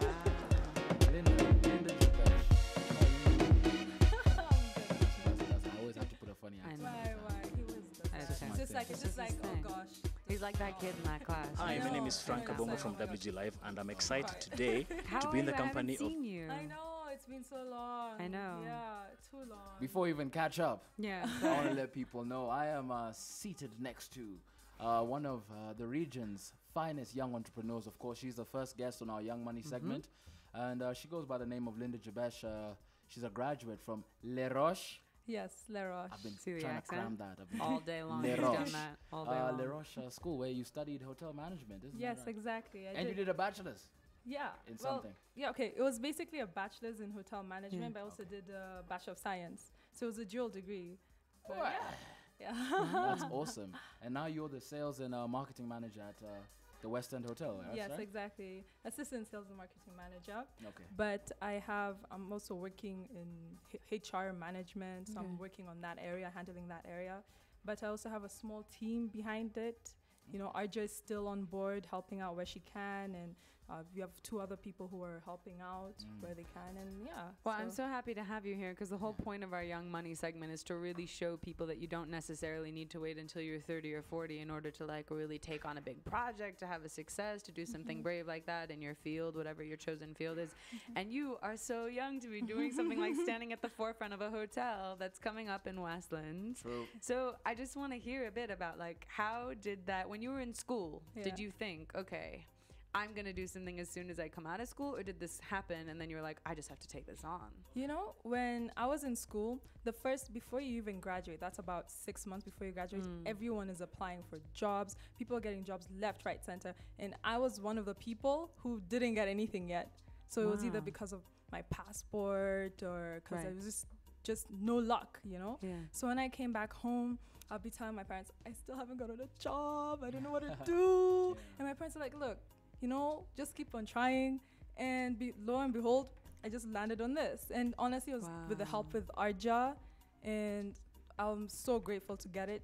And because of God, you know, and my support of my family. So That's amazing. It's amazing that you say also that about your passport, because one of the questions I was going to ask you is like, I mean, was that difficult to be abroad and be in school and then feel like you're facing this different hurdle that everybody else is like, you might be completely equal or more than capable of doing certain jobs that other people who just have that passport have. How did you approach that? How do you still approach that, knowing that that's something you have? You know, it's still very difficult because when you want to, for example, apply in Europe, you have to have an EU passport. Right. And once you have an EU passport, it opens so many gateways. So if you have maybe a Canadian, UK, it's so much more easier.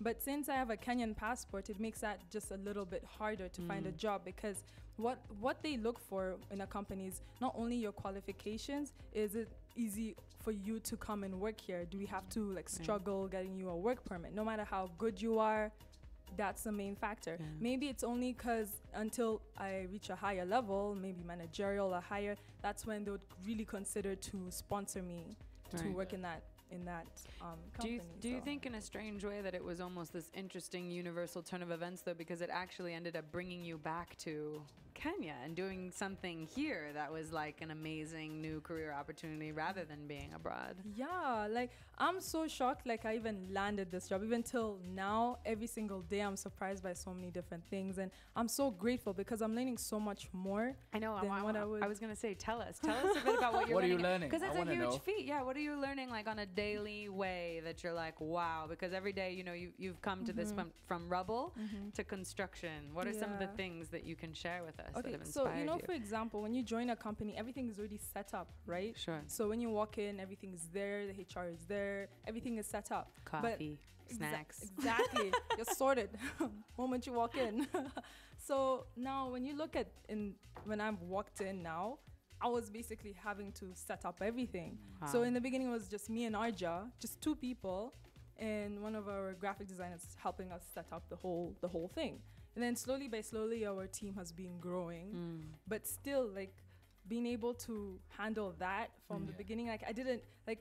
There's so many challenges that you wouldn't expect to have. So when you get out of school, you already have everything set out. So when you're right now handling everything, you have to be on your toes. You have to actually teach yourself new things. You have to keep on looking around, asking for advice, seeing what's best, and you know, making decisions as well. So that's one of the things I've been learning, how to, you know, get on my feet, jump into the deep end, and, you know, go with it. Actually, yeah, I was even about to ask, as far as startups are concerned, because West End, in all respects, is a startup hotel. Yeah.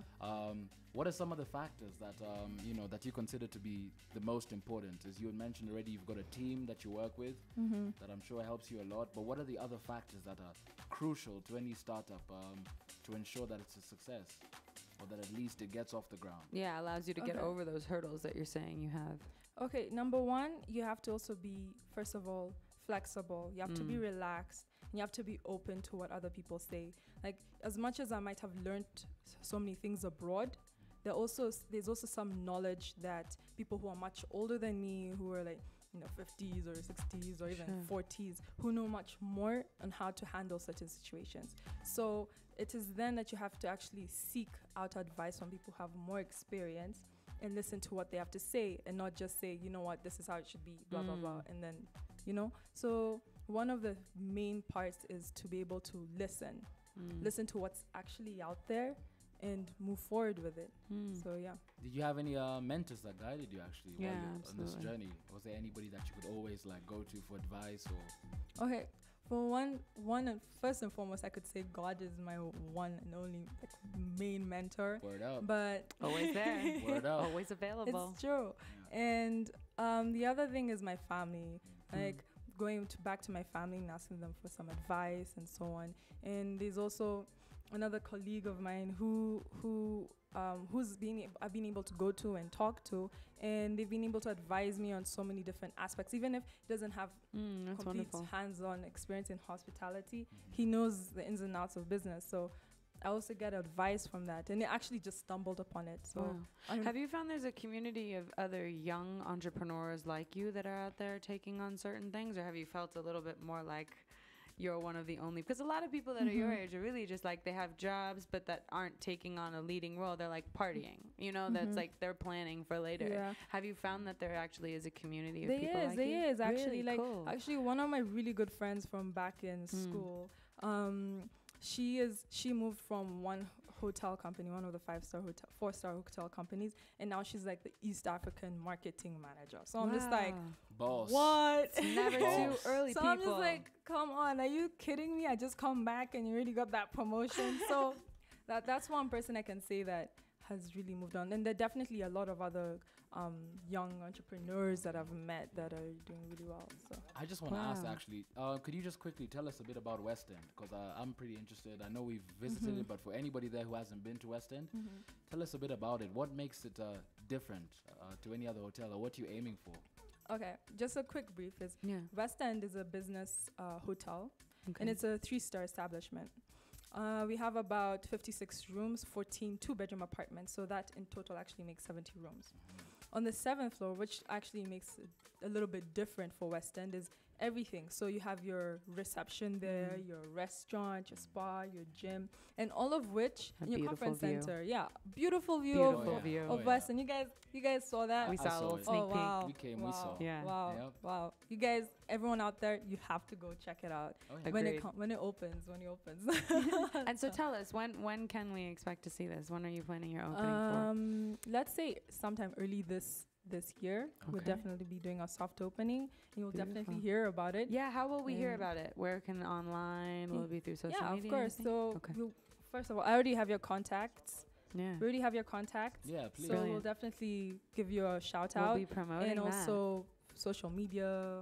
When the page opens up, yeah, website. Fantastic. So then people should stay tuned to what'sgoodlive.tv, and we will make sure that as soon as this is a place that you can go and plant yourself, you'll know about it from us. I think when you guys open up, you should get Jack Rooster to spin there a little bit. I'm just saying. I would just say, little product placement, homie. You know what I'm saying? No, he has to do a trial run. You know, let's see how he auditions. You know, spin it a little bit. We trust in you, Jack. But Linda, I want to say a big thank you. I know we asked you to come through today. I know you've got an early morning tomorrow as usual. So to all the young entrepreneurs out there that have been waiting to see people who are young, Living proof. getting it, and seriously living their dreams. Linda's a perfect example, a living example. So you guys step out, get away from Facebook and your PlayStations and all that. I was guilty too, but here I am. So working hard. There we go. So to Linda and to her family, of course, at West End, and to her family here supporting as well. You guys, these are young Kenyans making things happen. So thank you so much for thank you, coming. Linda. Thank you for having me here. It was Absolutely. great having a quick chat. And yeah. We'll see you at the West End soon. Yeah. We have another Another female guest female. today. These women. All the ladies that I've introduced today are just making things happen. It has to. We have to step We it have up. to. Yeah. It's doing it. Woman power. So here's another lady who's doing fantastic things, putting Kenya on the map. And here's one of her videos that was recently released, and you can just check it out. And then we'll have her in the studio next and ask her a couple of questions. Yeah.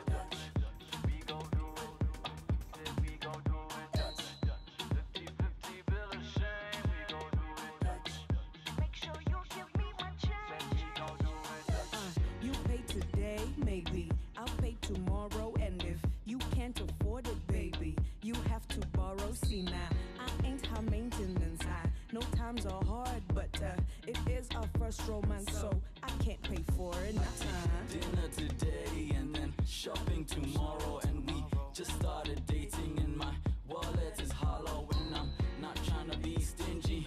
Baby, please don't judge. I see you got your purse. I guess we going Dutch. In this together, but now who will pay for it? And it's a dilemma that we can't ignore. So now let's put aside our egos, our self-esteem and such.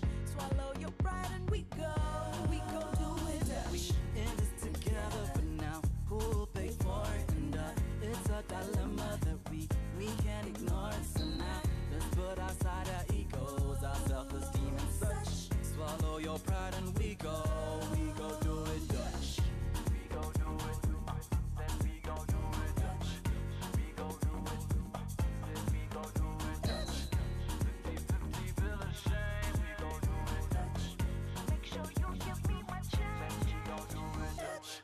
Take lunch bill in a march. Hata kama ni mandazi soda punch. When it come down to the nitty gritty, tunakata katikati na kila kitu ni fiti. Oh yeah, 5-star hotel sasa tumechill. Na kitu luxurious kwenye meal. When the waiter come na bill, lakini hana copy. What's the deal? Bora mimi najua, we najua tuko fine. Kila si ya the red wine. Sip na kulipa at the same damn time. Alafu tunachafua the meza 150 yake paka the lips. Iko tipsy sigara na kibiriti. Take it tukikata tiketi na my sweetie yo mambo ni Dutch. In this together, but now who will pay for it? And it's a dilemma that we can't ignore. So now let's put aside our egos, our self-esteem and such. Swallow your pride and we go do it Dutch. In this together, but now who will pay for it? And it's a dilemma that we can't ignore. So now let's put aside our egos, our self-esteem and such. Swallow your pride and we go do it Dutch. We go do it, then we go do it Dutch. We go do it, then we go do it Dutch. 50-50 bill of shame, we go do it Dutch. Make sure you give me my change. We go do it.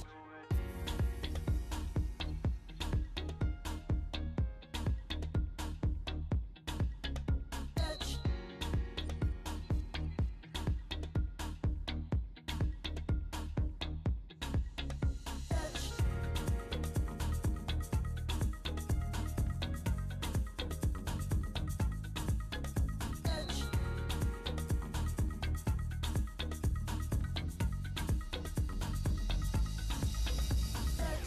Let me check my clutch. Look for my dignity. This is just too much. Insanity. Chivalry is dead. I think it died with Jodeci. Tell me what happened to good old-fashioned courtesy. Hey, what's the deal with all these expectations? You need to chill. Stop being so complicated. Don't be in such a rush to be the one to judge. I see you got your purse, honey. We gon' do it. We in this together, but now who will pay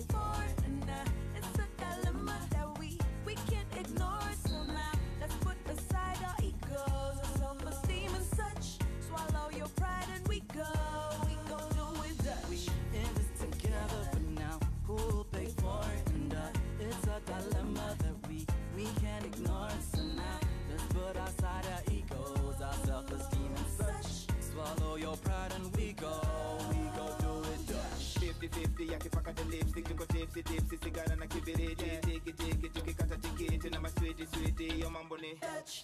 Yeah, and we are back, citizens of the world.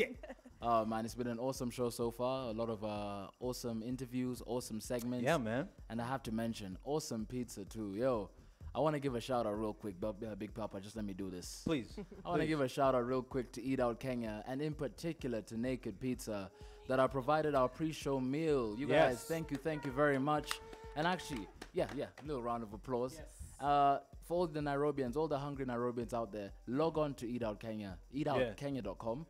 .co.ke, I beg your pardon, and on there they've got a whole different variety of restaurants that you can order from. That's right, book man. a meal, and these homies deliver within 35 minutes, hot, steaming. And you know what? I went to Naked Pizza's website. Yeah. Apparently 254 is special. They're the only ones in Africa. Eat Out Kenya? No. Naked Pizza. Oh, Naked Pizza. The one here is the only one in Africa. You know how we do it. I'm saying. That's right. So, folks, get naked, get a naked pizza. That's what they be saying. Get naked, and in fact, we're gonna review. Are you sure? Yeah, that's true. We're gonna review Naked Pizza at the end of the show. But for Teo, now, Teo, please, madam. Are you gonna buy me some pizza? Yo, I Dutch. need to buy Fenna some pizza. In fact, let me even introduce her. Please. So the lady on my left over here really needs no introduction. You could. I mean, give me like a 2-second introduction. All right.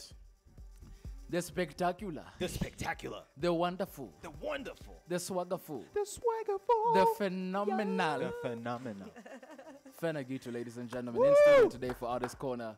How are you doing? How are you doing? I'm good. How you guys doing? What's up? I'm in love with your vocals. With your vocals. That's pretty cool, dude. Stop it. That girl can sing, man. Yeah, we just watched Dutch, man. Bring back some memories? Yeah, man, Dutch was a fun song to do. I wrote it in like 2 seconds, really, because I was broke at the time, like super broke. And Shout out to me Young and Money. Kagwe were in the studio, like, what do we do with the song? Because Kagwe had this dope beat, and we didn't know what to do Shout out with to it. Kagwe, by the way. Yeah, killing it. Yeah, so just the idea of going Dutch on a bill came up, and it was a fun song. Yeah. And it's things we've been through. True. We were discussing this earlier on. What do you think about actually going Dutch? What are your views on going Dutch in Nairobi today? What's up? And I said it in the song. I mean, you have to step up. It's a first date. Yeah, I'm a bit traditional. So yeah, you pay the first bill, the second bill, we can talk. Okay. How you feel about that? Teo, did you pay your first bill? Oh yeah, I paid. I paid for her too. What about this though? Yeah. Did the first person you went out with pay the first bill? Yeah. Oh, they did? Oh, yeah. Because you told them or what? No, just it's expected. It's expected in this culture. Yeah. That's what's up. What's up, man? All right, you know what? Let's move away from the pocket. I Yes, want to please. ask you about your music. And first question I want to ask Fenna, how long have you been making music for? That's one thing I want to know. Man, music is for life. For life. Yeah, I grew up around music. My mom is a singer. My sister is a classical singer. Oh. So I grew up around a lot of music. Even my grandfather used to sing. So it just came a bit naturally. I won Fête de la Musique in 2008. At Fête de la Alliance Musique. Française. Fête de la Yeah, Musique. as a joke. It actually started as a joke because I didn't think I'd go for it. But then I won, and it just everything just happened from there. That's what's up, man. Yeah, sorry, Big Papa. I just have to ask this question. Now that you said Fête de la Musique, what has been your biggest achievement so thus far? Good question. Man. Yeah, that's one thing I want to know. Yeah. Well, I'll say opening for Vivian Green will still be one of my favorites. Damn. And that was in You heard that, Jack? Got some Vivian Green on in there. 2011. And then Coke Studios, also a big deal for me. Opened so many doors. Yeah. Speaking of Coke Studio, do you think it's benefiting local artists, by the way? It will. The will? more artists it'll get on board, the more. Because for me, it really did a lot. Yeah. Okay, because I'm big on like promoting local music. Yeah. And I was gonna ask, because one thing I really don't like is this 60-40 nonsense. I don't know if you know what I'm talking about. Yeah. That we play 60% international music or non-Kenyan, And then like 40 and or 40%. 20. And The thing it's like is- they're doing us a favor by saying that. How The do you thing feel is, about that? it's, I don't know, it's a two-edged sword. if I could say so. Okay. Because on our part, we need to do music that's worth being played. True. So producers need to put in 100 and artists need to put in 100. And then also DJs, Rooster. I mean, meet us halfway. So let's make it 50-50. Yeah. I think 50-50. Be Lachey, we go do it. But I just did a drop. I think that's fair. I think that's fair because some music is not so good. Some Let me music ask you is It's good. true. It's true. But Not- wait. You're trying to say we don't have, like, Rooster, you don't think we have enough of a catalog for it to be 100%? No, I think we have good music. It's just that sometimes, like for example, in my case, there's some tracks that I get sent to me that are not at par with the kind of stuff that I play. They're So whack. It'll actually not really. No, I mean, no. in It's terms just- of maybe Just say it like it engineering, is. Yeah. but the idea could be Okay, there. okay. But so it kind of paints a bad picture for our kind of music. If you play True. a really Okay, cool okay. African house track and then you play a kind of average Kenyan Okay. Yeah. house track. So with time, you see, the more people get exposed to it, the more they get produced. But really, you can't compare where we are now and where we were Exactly. before. So yeah, we've come a long way and we're on the right track. Man, what, you about to ask something else? I was going to ask something else Go about ahead, a place man. that I know has come from far away and is doing well right now. And that was because you mentioned it, South Africa. And Yeah. I know you visited there, you performed there, you've done collabos with some of the biggest artists from there. You want to do any shout outs real quick? Double HP. Pansula. Fena. So I wanted to ask you, Fena, what are some of the main differences between our two markets? Why are they eating while we starve The in our thing chill? is, the people want to, like, they crave for their music. Like, the concert was full of South Africans who didn't even know me, and I was the opening act. And I did Brikicho, so you Oh, tell I them love when that I say song, man. Brikicho, you say Banture. Yeah. And the place, everyone is like Banture. You know, here guys are like, Guys sip their drinks like, when you yeah, tell they them. wait until they're like, okay. That's true though, Banture. man. No, I have it's to true. say, man. Like, we have to say it. We Like, they appreciate their people. I get that. If we could just wake up and every Kenyan is behind every artist who's doing something out there, we'd be so far. Speaking of, Mm. a bunch of people used to come to my studio where I used to work before, Mm. and they talk about, I want to be an artist, blah, blah, blah. So I'd ask them, first of all, do you think your style is good enough? Which it wasn't. Secondly, I'd ask them, based on where you are right now, do you think your music can sell? Mm. And they'd say yes. And then I'd ask them, when's the last time you purchased local music? Mm-hmm. And then, Actually, you know what I'm saying? So yeah. you personally, do you Yeah. like purchase a lot of Oh local music? yeah, I always buy Fena, local what's the last music. track you bought? What's the last album? Let me even tell you, I bought. Have you seen Obunaka the DJ? Good grief, I don't even know. There's this Obunaka? guy. There's this guy on Uhuru Highway. Okay. He stops cars and sells you his mixes. Okay. This is like no one knows this guy. I don't know about his mix, but he's really hustling. So you're like, okay, for 100 bob, and this guy put in work to make this mix. Why not? Rooster, those are tactics, dog. Yeah, you get 100 bob. New strategies right there. Yeah, no, I always buy music. I always buy local music. That's what's up. Now, Yeah. as far as what he asked about the South African, because Mbuvi, I don't know if you know that artist, he said one of the best ways probably for us to promote local music is to have a grand award show for our own music. What do you think Yeah. about that? I actually think it's a good idea. Yeah, 'cause It I was just thinking- needs to be proper funded. Yeah. Do you think we have good enough awards right now? We used to. What do you think we lack? No, we used to with Chaguo Latinese. I mean, in high school, we lived for Chaguo Latinese. So such things need to be revived and have big corporates get on board. Why are corporates so shy of funding? Cheap ass. No. You know, you You can know, I'm say it I'm like saying it the is. truth. You know, like there's a lot of good work, but corporates are shy because But that's they what I'm want. saying. The same thing with, sorry to cut you off, with me. I think that's the reason we're getting the 60-40 split. Mm. Because when we play international music, I don't think we have to pay anything as a Mm. radio station, Yeah, right? not really. I don't- Exactly. I don't That's know. what I'm saying. Well, I don't know. We'll get there. I That's hope we what's do. up. Finally, this is just a random question because you're a Uh-huh. female artist. Have you ever been approached to give certain favors to get the job done when your career started? Say it. Yeah, say it like it Say is, it. Ken. What You you ever mean? giving up that ass for some No. record deals? I'm just. He got to the Shit, son, point. No, He got to the no. point. That's never been my game.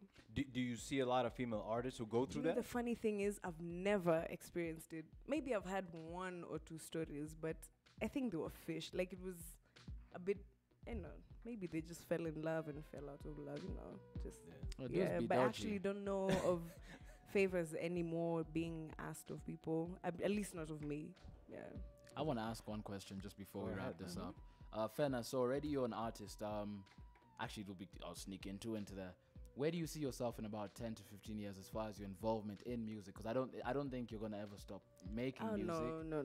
So for me, it's more music at least in 10 years. I want you to remember Africa Massive, which I did 10 years ago. That kind of thing. Just longevity in the industry. Music that will last, that will cross borders. And also production. At least I'll be more into production as well. I see that. Yeah, awards. We're just praying for these things.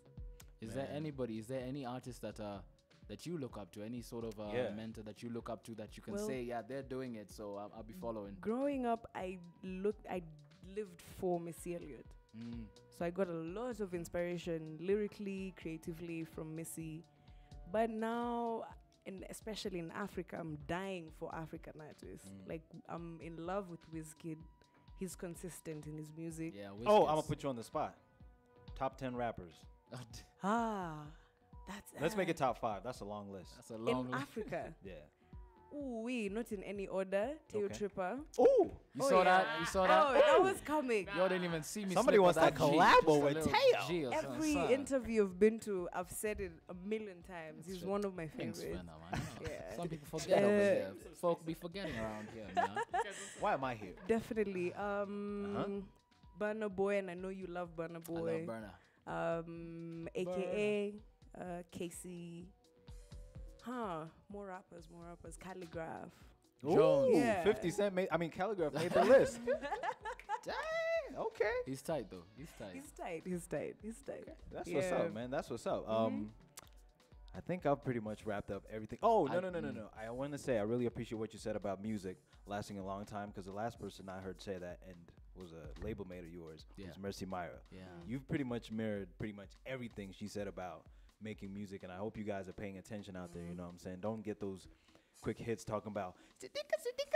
Wow, you heard that song? Oh yeah. Oh my. She doesn't even pay you for that.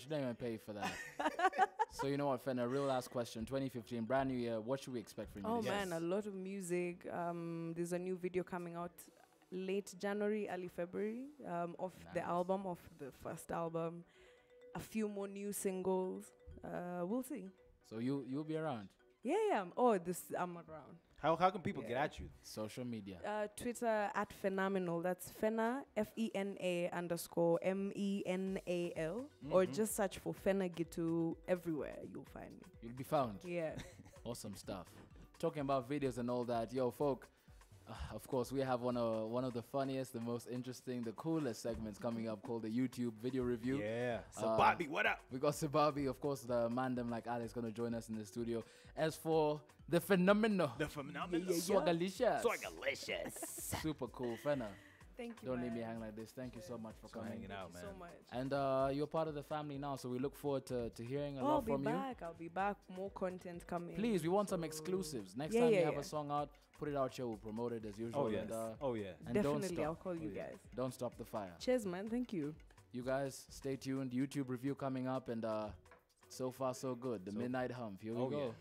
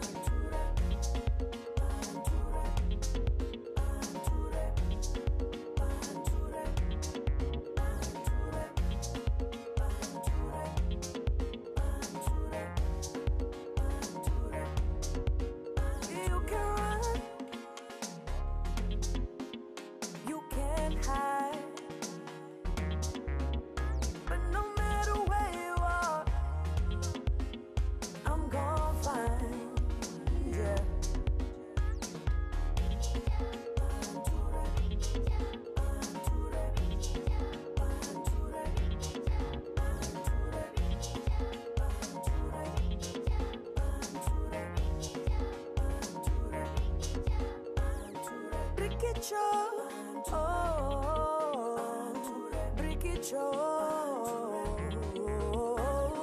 Brikicho, Brikicho,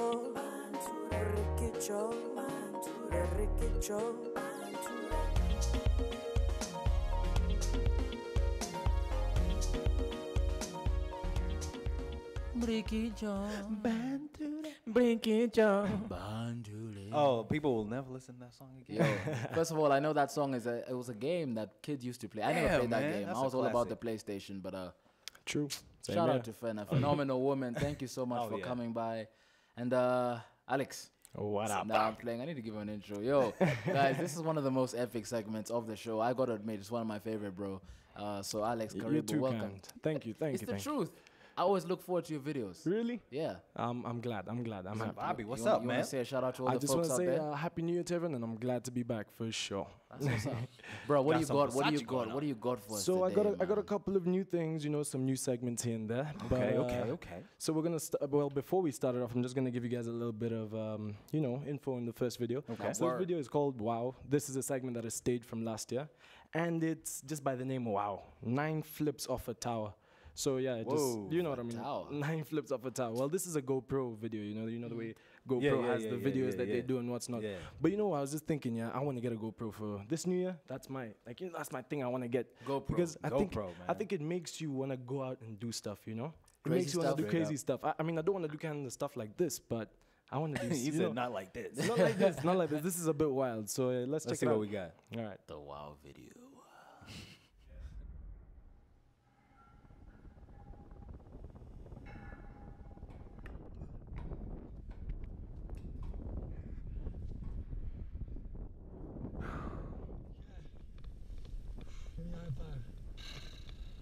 Both cameras rolling? Yeah, buddy. Ready? Yep. 5, 4, 3, 2, 1. See ya.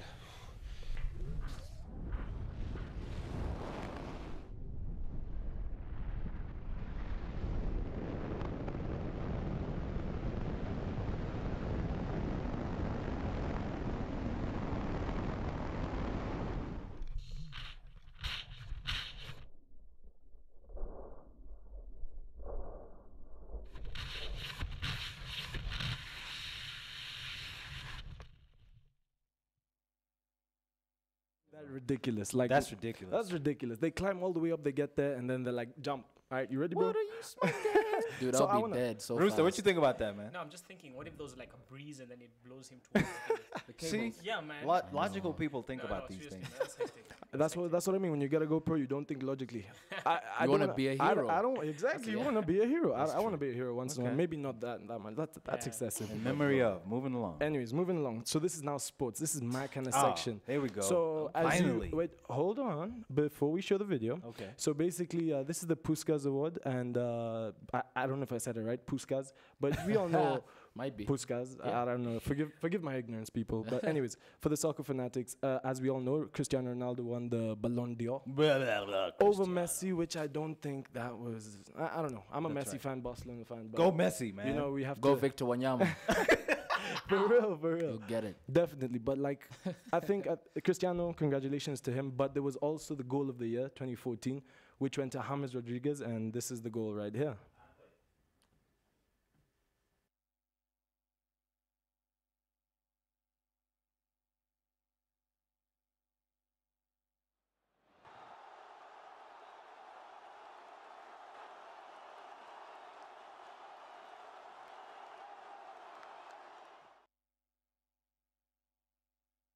World Cup? That was really that was the World Cup. James Rodriguez, 22 years was of age. mean. Like that makes me feel 22. terrible. You know what I mean?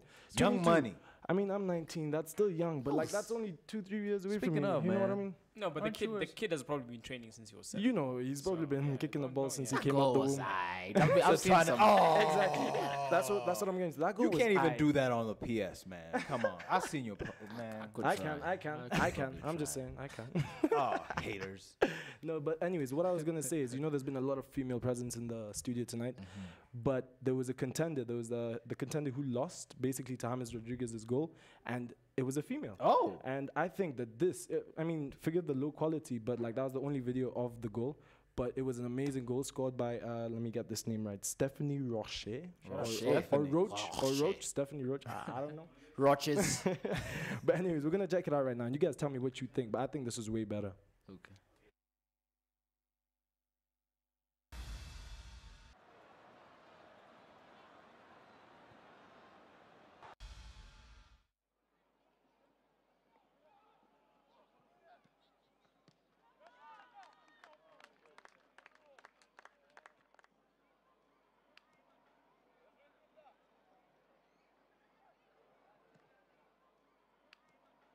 Look at that. So Kanzu Look at that over control. and then Look at that control. Other chicks like, where'd the ball go? I mean, guys, come on. Now Regardless of how good James Rodriguez was at the FIFA 2014 World Cup, she killed it. She killed it. Straight That was up. nice. Those are the kind of goals I see Gorma here and AFC Leopards do. That's what I'm talking about right there. Have you ever watched those games?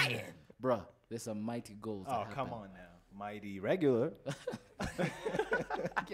You hating. You're meant to be on the Kenyan side, bro. Come on.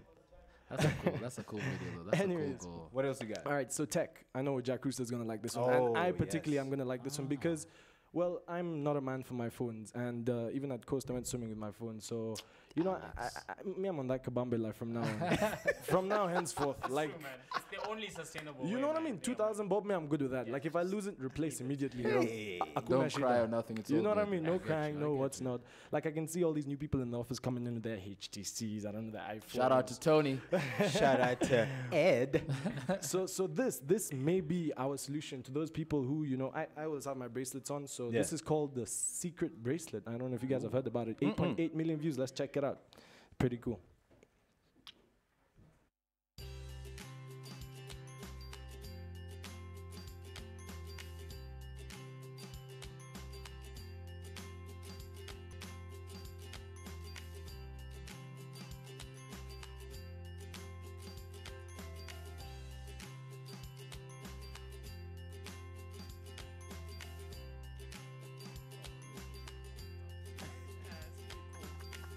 You see what I mean? Swimming, we can go swimming, right? You know, no problemo.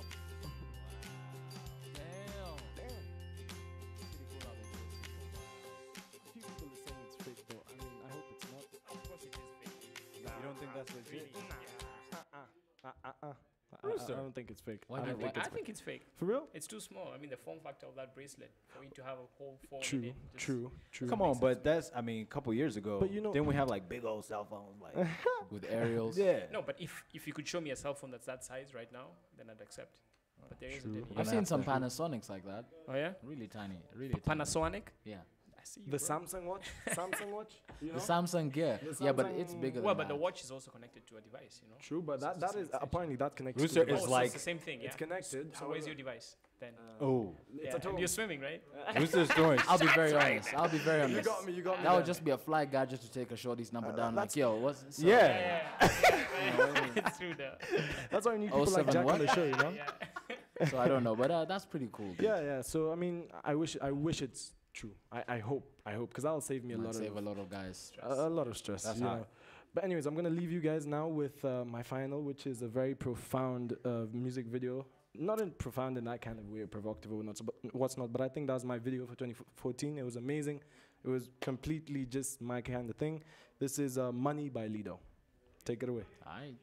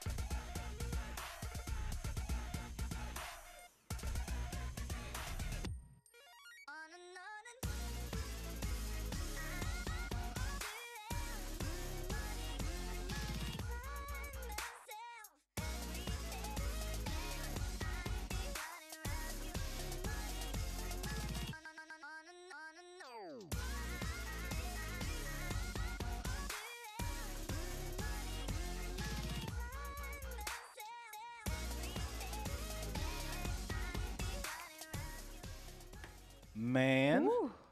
that was a crazy video. That was a How you feel about the crazy video. skulls? I love the visuals. They don't bother me. I think they're cool. They don't bother me. They're I ain't cool. afraid. They're cool. I ain't afraid. Yo, it's about that time. BARS. Bars, Oh, man. bars. Oh, Teo, you need that. You do need that. I need phone. that watch. Yeah, the watch thingy. It might help me on that spell check. Man. Yeah, man, it's that time, man. Bless the mic, my favorite part of this show. And we got a special guest. Just signed to Provoke Music. Just released a new track. Mr. Levis. Yep. What up, boy? What up, guys? How you feeling, man? I'm awesome, man. I'm doing great. Doing good? Yeah. I'm loving that you're rocking our colors, man. Yeah. See with the black and orange. I know, not to mention the Kenyaki. Yo, I'm bro. saying. Bro, Yeah, first yeah, of all, yeah. first of all, I want to be like, bro, big up. Congratulations, man. You just signed you signed a. now That's you're- serious. I know. Because Provoke doesn't just sign anybody. True You story. know what I'm saying? Yeah, Yeah, man. So how'd you hook up with Provoke, by the way? Provoke, we've been friends for long, man. Because ever since I came from the coast, he's the guy who like welcomed me to Nairobi and told me, "What's up, man? Let's get down. I wanna listen to your music and blah blah blah." So I gave him my samples, and he was like, "Yeah, man, you're good. We need some time to grow." Okay. Yeah, because your Swa is good. Because I speak in Swahili. Okay. Yeah, because I'm Nice. from the coast. Okay. Yeah, so he was so happy to hear a guy who Yeah. could speak in Swahili so comfortably. So he told me, "I'm gonna give you some time to grow since you're from the coast. Okay. You need to study this game here. I'm gonna show you how it goes, and Nice. then from there it will be a takeoff." Shout out to Provoke, man. Yeah, so man. the Massive time he shout told out. you you need to prepare, I was how much gonna time? say, Yeah. Right? How long did you work I've been for? on since 2007. Wow. Yeah, so that's you some can hard imagine. work. Yeah, Wow. yeah, you can Man, imagine Provoke how don't much play. you put Cool. in, man. It's been crazy, and I've been to the studio like every day ever since 2007. Can you Wow. hear the difference in how you've grown? Yeah. I really appreciate because it's been long time coming. Do you think Yeah. a lot of other artists are that patient? Because I always hear a lot of people complain. In fact, an artist hit me up a couple days ago, like, There we go. this dude is not letting me like do my thing. Yep. But to wait from like 2007, that's a long 7 time. years, 7 years, 7, 8 years. Yeah. That's Man, it's not that easy for guys to be patient for that long, especially. Most guys will feel wasted. Are there times Okay. you wanted to leave? I was gonna No, say. no. I've been easy, man, because I've always been I've seen my prize from Okay, a distance. Yeah, okay. so I was Nice. easy. I knew where I'm going. You had so that I vision. needed that time. Yeah. So tell us about your new song, man. About my new song. It's off our Dance Africa project. Yeah. I think you've heard I've about been that. seeing Yeah, that. tell us about that, by the way. Finally, yeah. Break Yeah. the ice on that. I've been wanting to know what that's okay, about. okay. Dance Africa is it's an open project. Anyone can be on it. Okay, but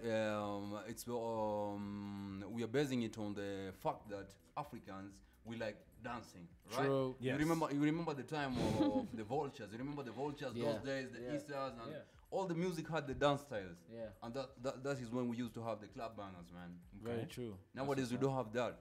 So we want to get guys back to the clubs. Take them back to they the need to club. check As out a that dancer, we Yeah, thank you. Because yeah, usually yeah. people who actually like dancing, when we get to the club, we're like, because there's They nothing chill. that's I'm actually guilty. Yeah, nothing they can relate to, nothing. they Yeah, understand, nothing you can yeah. relate to. Yeah. True. What was the inspiration for the I song? was gonna say. Okay, because when I'm with Provoke every time, we try to take time to think about what's our next move, man. Yeah.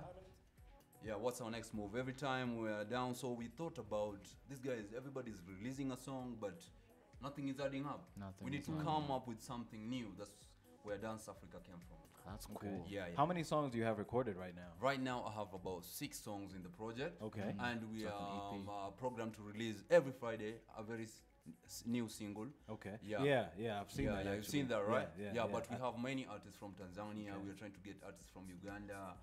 It's an African thing, so yeah. And all it's of not these will be just- featured. Sorry to and cut go you off. ahead. I was just saying, and all of them would just be collaborating on your project. Not at all, man. Or it's for the If you whole feel thing. me, we can do a collab. Yeah, I see. yeah. I You know, art understand is that. all about sharing, also. That's Very actually what true. I was Yeah, gonna very say. Is true. it's Yeah. not just music either. Yeah. You guys have a lot of visuals Yeah, connected sure. to your releases, right? Yeah, sure. So tell us a little bit about that art. How did that? What's the art that you guys are using to promote your work? Oh, the art that we're using to promote our work. Like who's doing that, by the way? Yeah. Who is?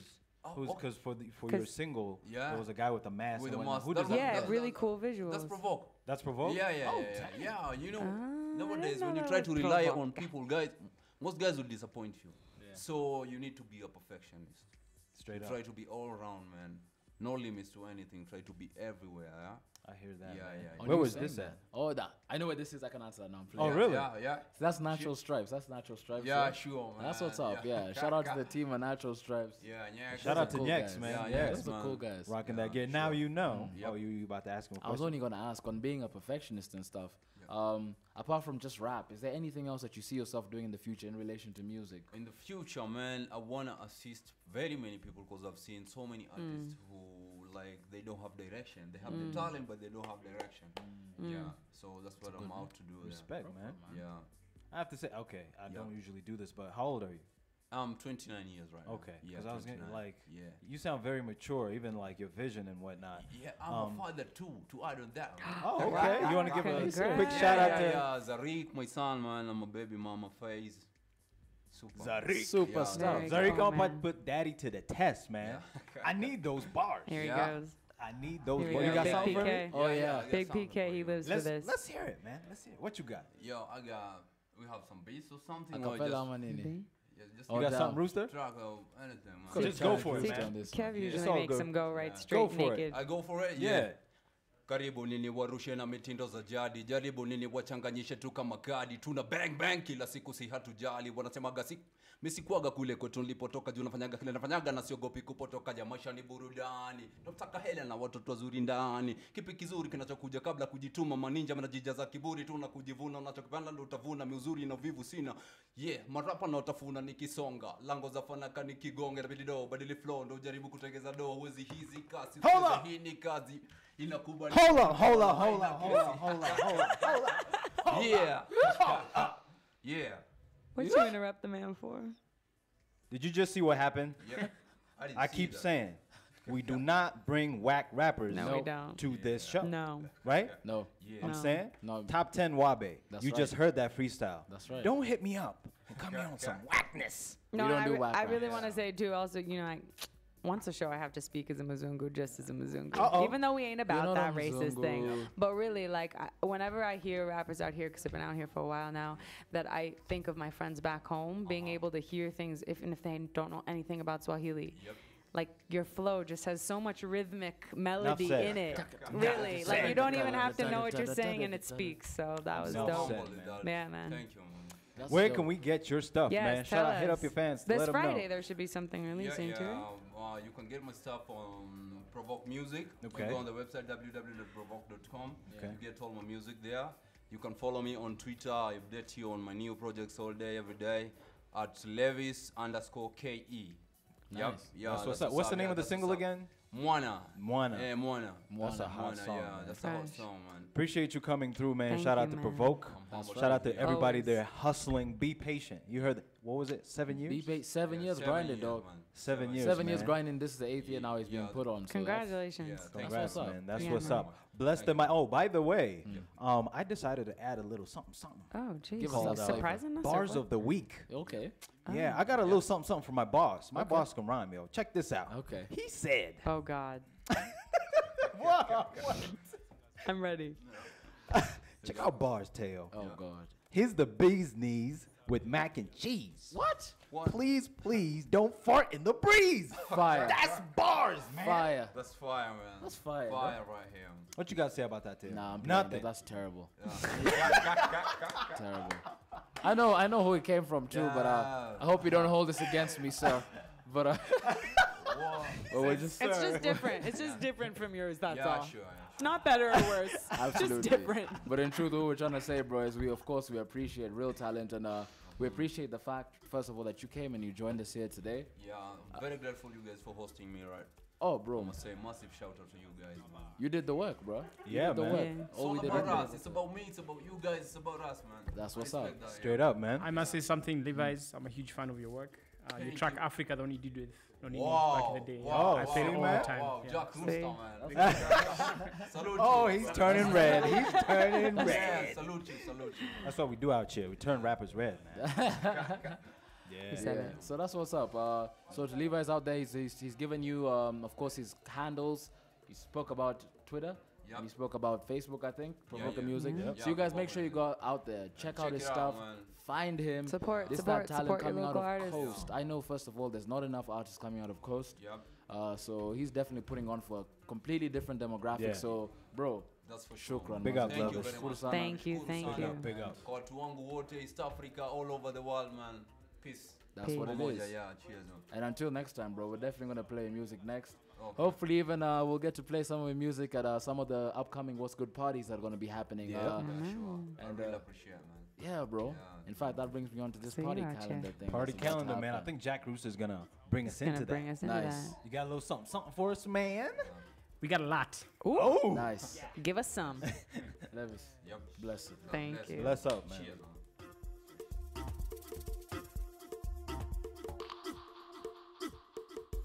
ugide mawuzizwe shaya indlamu nyakaza amabandla ubize wonke amakhosi liyavuma nedlozi asibatinyele njengodosi ushampiyoni noclock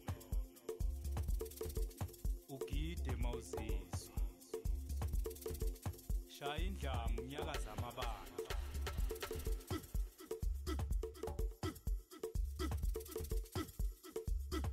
awuzweke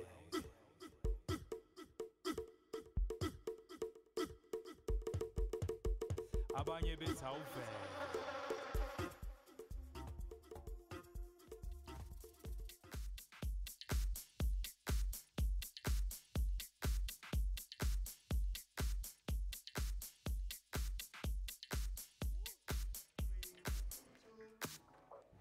My homies, my homies, my homies. Yeah. Yeah, I don't even think I need to be doing introductions for you guys anymore. Just take it away. Happy New Year, y'all. Happy New Year. Charles Slim and all my ninjas bringing you the party calendar. By the way, it's a new year. I should have an intro, for, even if it's a freestyle for this segment. Bring since it. it's the Bring it. bringing you the party calendar from January to December.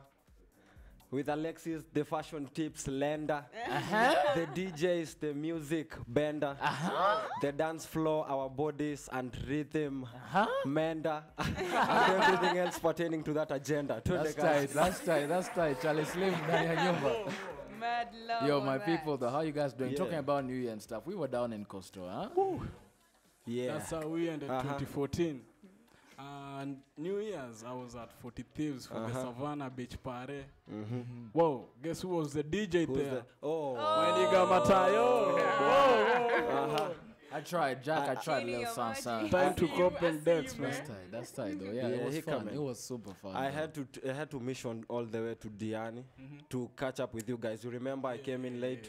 Yeah, I was here and I was like, How man, was that for you, man? man, it was a crazy mission. Considering I left Nairobi at like 10.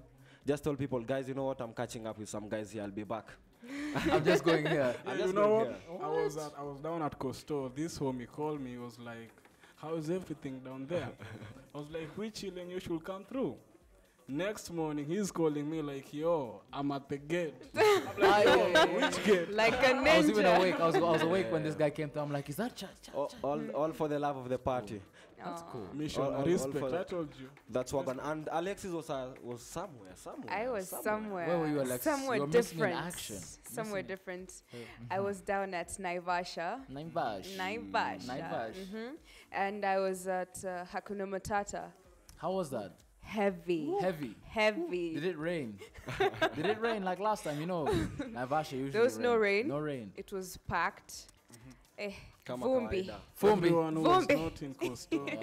That's dope. You should have seen my eyebrows and can't cray-cray. explain that. I Before can't we move explain that. into the calendar of the year, I gotta say I cannot forget the system. They caught me last year. You know. Yeah. I was arrested. You know, I was just being a humble Rasta man. Locked up. They locked me up because I was wearing a camouflage jacket. Fashion and, you know, offense. Like, I tried to argue. I was like, nah. You know, I know my rights. Then they pulled out the Constitution. It's okay. For you, let me clarify this for you. The Kenyan Penal Code, Section 184. 184, yo. Section Wow. 184. Yes, sawa. Go read that. It says. No camouflage. Sawa. No camouflage. That's a fashion offense. Moving swiftly to this year, what do we have in store, man? I see on January 15th, Roots International will be hosting Yellow Light Machine. Oh, that's gonna be YLM tight. all the way. Shout out to Yellow You guys, that's Kesho, man. What do you mean? Tomorrow. That's Kesho. Today. Or even today. No, it's actually today. Yeah. Today. Yeah, so tonight the choice is basically YLM. There it we are is. going. Yeah, they're gonna be coming Nah. up. Oh, and I think there's a little promo video that these guys did, which I think let's just watch quickly. Okay. I don't know. I think they did a shout out, a little son. Hi guys, we are Yellow Light Machine. Come watch us at Thursday Night Live at Choices Bridge Road from 8 p.m. to 11 p.m. We look forward to seeing. Yeah. That's a That's fun what group. one. That's what one. Stifler, what you got? What you got? Yo, I gotta send some shout outs to my boy BK. BK. Brand Kiplangat is throwing down a pool party. BK. Cloud9 pool party. Tell us a bit more about the pool party, Charles. It happens. It goes down at Clarence House, Nairobi. There'll be shisha by the pool, signature cocktails, pool games, poolside BBQ and whatnot. You know BK, he never disappoints. Yeah, BK never disappoints. Yeah. Shout out to him. And by the way, we have the DJ lineup. It's yet to be confirmed. We have DJ Case, DJ Ooh. Chucky. DJ Case is No, there. and a grand performance by Scott the violinist. Oh, okay. You know. That's what's up. And the charges are 1,000 at the gates. It's at the Just gate a G tickets only. at the gate. And you get a free shisha, you know. Oh, And no you camo. are sorted. No camo, though. Tunakuja sisi wote. No camouflage though, bro. No And by the way, camouflage. he's streaming live, so shout out to BK. Shout out to you, BK. Also on January 24th, we'll be having the Hoodies party at Club G Sky, going Sky. down from 8 p.m. to 6 a.m. The tickets are available at www.princeuya.wordpress.com. That's a cool G thing. Sky, that's our former home. Yeah, And that's my homie too. Okay. That's what's Shout out up. to you, G Sky. We will still come through. We will still come through for the Hoodies party. Saying it like it is. Saying it like it is. Yeah, without word, forgetting word. Stifler, what other event do we have, man? The last one. I know the hip hop raps. You know I'm a hip hop junkie. Yeah. Hip hop Yeah, heads. yeah, yeah. And I'm all about DJ Case. So DJ Case will be at Ebony Long for the hip hop raps. So Don't let the looks Them fool you, Zungu man. DJ. This dude is deadly though. He plays everything from rumba to Reggae. everything, man. He's Everything. crazy. He's All got rounded. you. I remember it's happening on the 29th at Ebony. Charges? Charges, you know it's Ebony. Yeah. Shout out to Buddha Blaze. He's the one who makes sure hip I hop see. Rhapsody goes down. Yeah, you know. I see you looking for him. So it's free. It's gonna be free. How many come? Nah, yo, I said it's Ebony. You know, Ebony, they don't do free things that much, you know. That's what's up. That's what's up, man. So I hope it's gonna be free, and I know DJ Case is deadly on the decks. Yeah. And yo, so party calendar. That's about it. Or we're gonna have to wait until Feb, huh? Before we wrap up, there was something with Amarula going down in Costa. Yeah, well, you know, Amarula wrapped up the VIP tour that happened at Leopard Beach. How was it? It was tight. It was tight. We had positioned ourselves strategically, very strategically, at the hotel there. So we were serving everything from coffees to milkshakes to drinks. And we had an Africa dance theme party. I wish Stifler would have brought this mask. That would have been the perfect thing to drop at the parties. So yeah, that went down. And to all the Amarula VIPs that join us on that circuit, asanteni sana. And until next time with that one. So Amarula at Leopard Beach. Yeah. So what we need to do right now is basically, I want to ask Jack Rooster, the guest of honor. You know you are the guest of honor, good sir. I'm glad to be here, man. You guys are the coolest. I hope you've been comfortable and yeah. And we really do appreciate you coming through. First of all, I love the mix that you've had. We want to know what's the next big party that you're gonna perform at. First of all. Well, there's a big party on the 31st, so if you want to know more, just hit me up on @JackRooster Live. That's on Twitter @JackRoosterLive. Fantastic. You guys have heard it yourself, Jack Rooster in the building. That was epic. Please let us know. Let us know via all the handles on Twitter, Facebook, Instagram. Sometimes I can't keep up with all of them, but they are there. what'sgoodlive.tv. What do you think about today's shows, today's segments, our guest DJ set? And even wait, even before I wrap out, even before we do the flying steps, which I know is coming up, I know us guys have to review and rank this naked pizza that we ate earlier on, guys. I know that for a fact. I promised that I wanted people to speak their mind on this naked pizza story. So I don't know if we should go first to the flying steps or do the naked pizza. Pizza. Let's But do the pizza. Yeah. we do the review. Yeah. Uh-huh. Yeah. All right, guys, let's do this then real quick. Naked Pizzas. I told you guys, Eat Out Kenya. Go on there if you're trying to get the biggest variety that you can get from easily about over 15 restaurants in Nairobi. They deliver way past 12, so you just missed it if you're trying to call in now. But I mean, they are the only service that provides food at these hours. Otherwise, you guys need to start frying your own eggs at home and stop trying. But yo, real quick, I want to get up the criteria over here. I'd ask my main man, Kefa Kibbs, to hook up a little graphic that we can rank these guys at so you guys know what's really good with Naked Pizza. So, homie, can we get this graphics going up for Naked Pizza? We tell these people what's happening, man. All I can say about the naked pizza, you know pizza and the you know pizza and stoners, man. So you know how that comes together. Yeah, true. Yo, that's crazy, man. But And yo, they deliver. So They even do. if it's 12 in the midnight, call them Just up. holla. Yeah, they'll 35 deliver minutes everything. only, max. Max. So here we go, guys. I'm gonna just there's some certain criteria over here I'm gonna call out. Then you guys tell me what you think they deserve, either between 1 to 5 stars. So Coolio. So let it roll up over here. The first thing I'm gonna start with is actually the menu. So you guys just think about it. If they had a variety, you know, Naked Pizza is one of the healthy options. So these stars right now, we actually need to make our own stars. So don't worry about this. We're gonna okay. start up our own stars on this. But I want to ask you guys, in your opinion, as far as the menu goes, how many stars do you think Naked Pizza deserves? How many stars are we giving Yeah, them? yeah. How many stars are there? Variety. You know they got. I mean, how many stars do you think Naked Pizza really does deserve? For them, I not give them a 4 because I saw 4 stars. a wide range. Yeah. Yeah, as I'm telling guys, I actually don't. Right now, this is a bit misleading. This is, of course, does making not it. reflect Yeah. what we think about Naked Pizza at the current moment. We're well fed, and I think the panel over here has given them a 4 for the menu. So we're just trying to sort out our tally system over here. So 4 for the menu. Talking about flavor, let's move on to flavor next. You guys have tasted a couple of their recipes and Yes, we and all that. Yeah, they still get a 4 for the 4 for the flavor. The flavor. Yeah. From me, they still get a 4. A for 4. The flavor, yeah. Kwa Okay. maoni ya Mluya, I'll give him a 3. Yeah.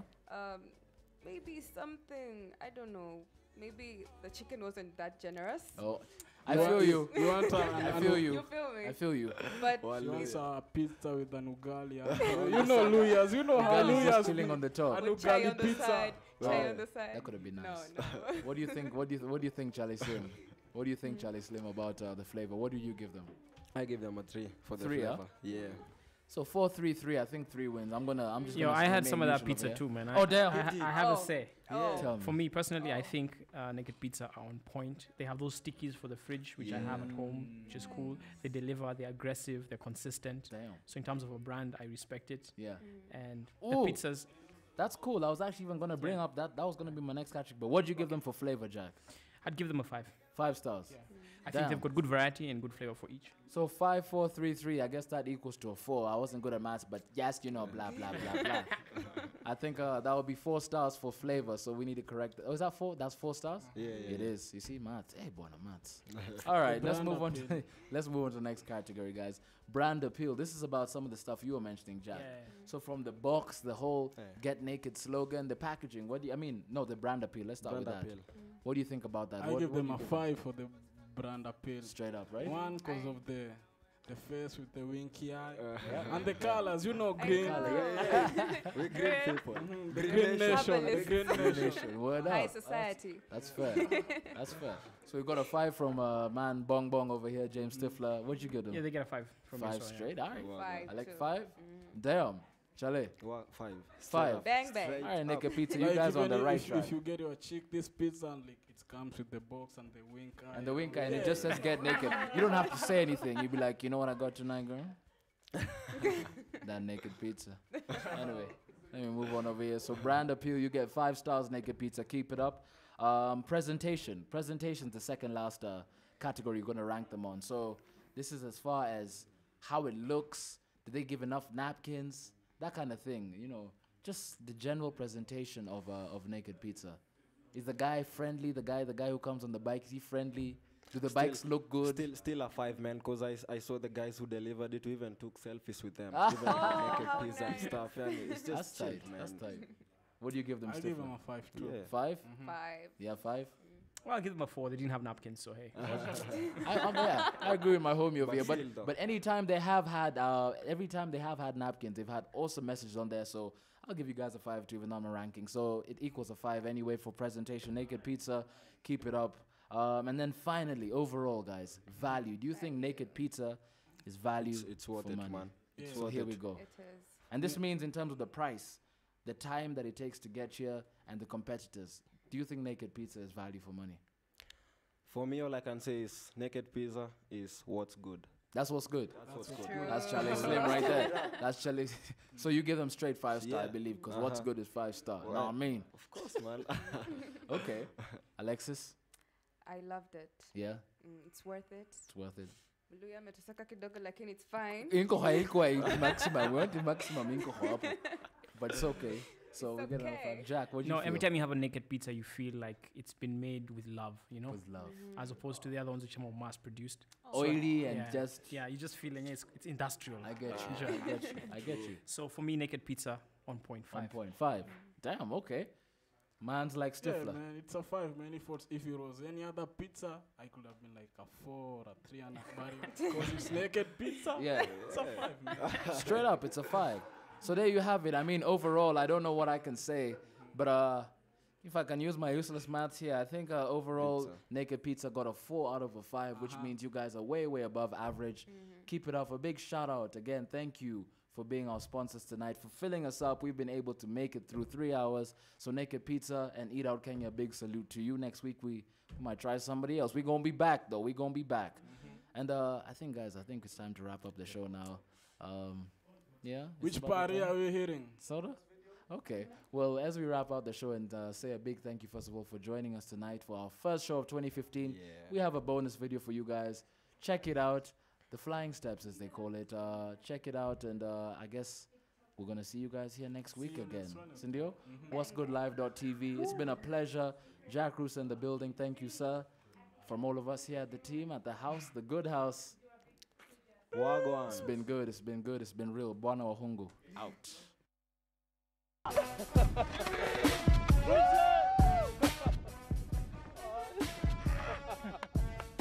You know what time it is.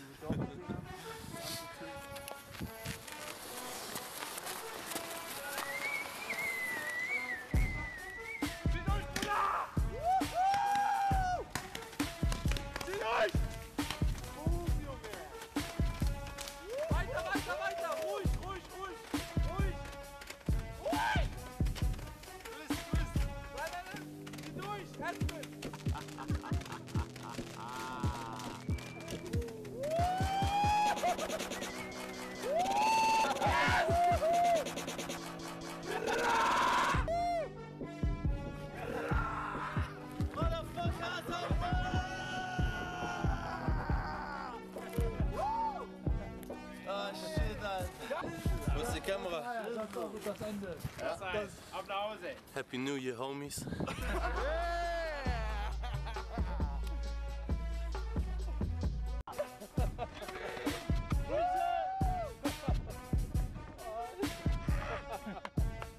You know what time it is.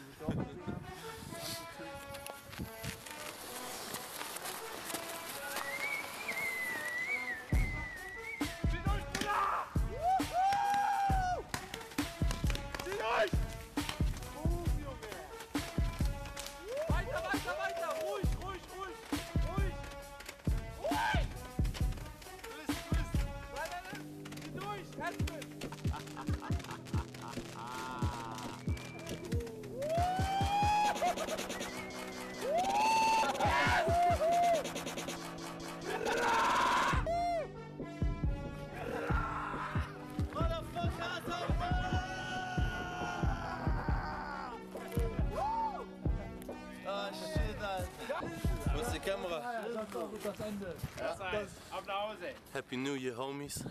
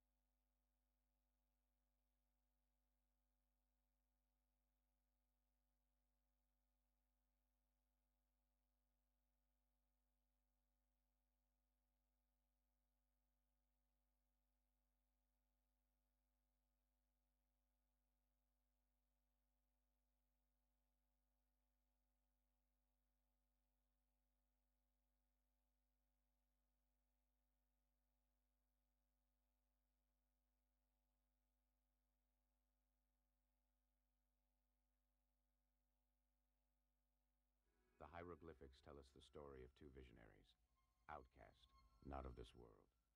They led a band of ragtag followers carrying everything they had, pursued by forces of evil. The symbols show us they reached their destination, but what happened inside is a mystery. East Point. Call it hard in the high. Decatur. Old National got the skanks. Everybody. You know what I'm saying? Check it. Well, it's the M.I. crooked letter. Ain't no one better. And when I'm on the microphone, you best to wear your sweater, cause I'm cooler than the polar bear's toenails. Oh, hell, there he go again. Talking that bend corners like I was a curve. I struck a nerve, and now you about to see the southern player serve. I heard it's not where you from, but where you pay rent. Then I heard it's not what you make, but how much you spend. You got me bent like.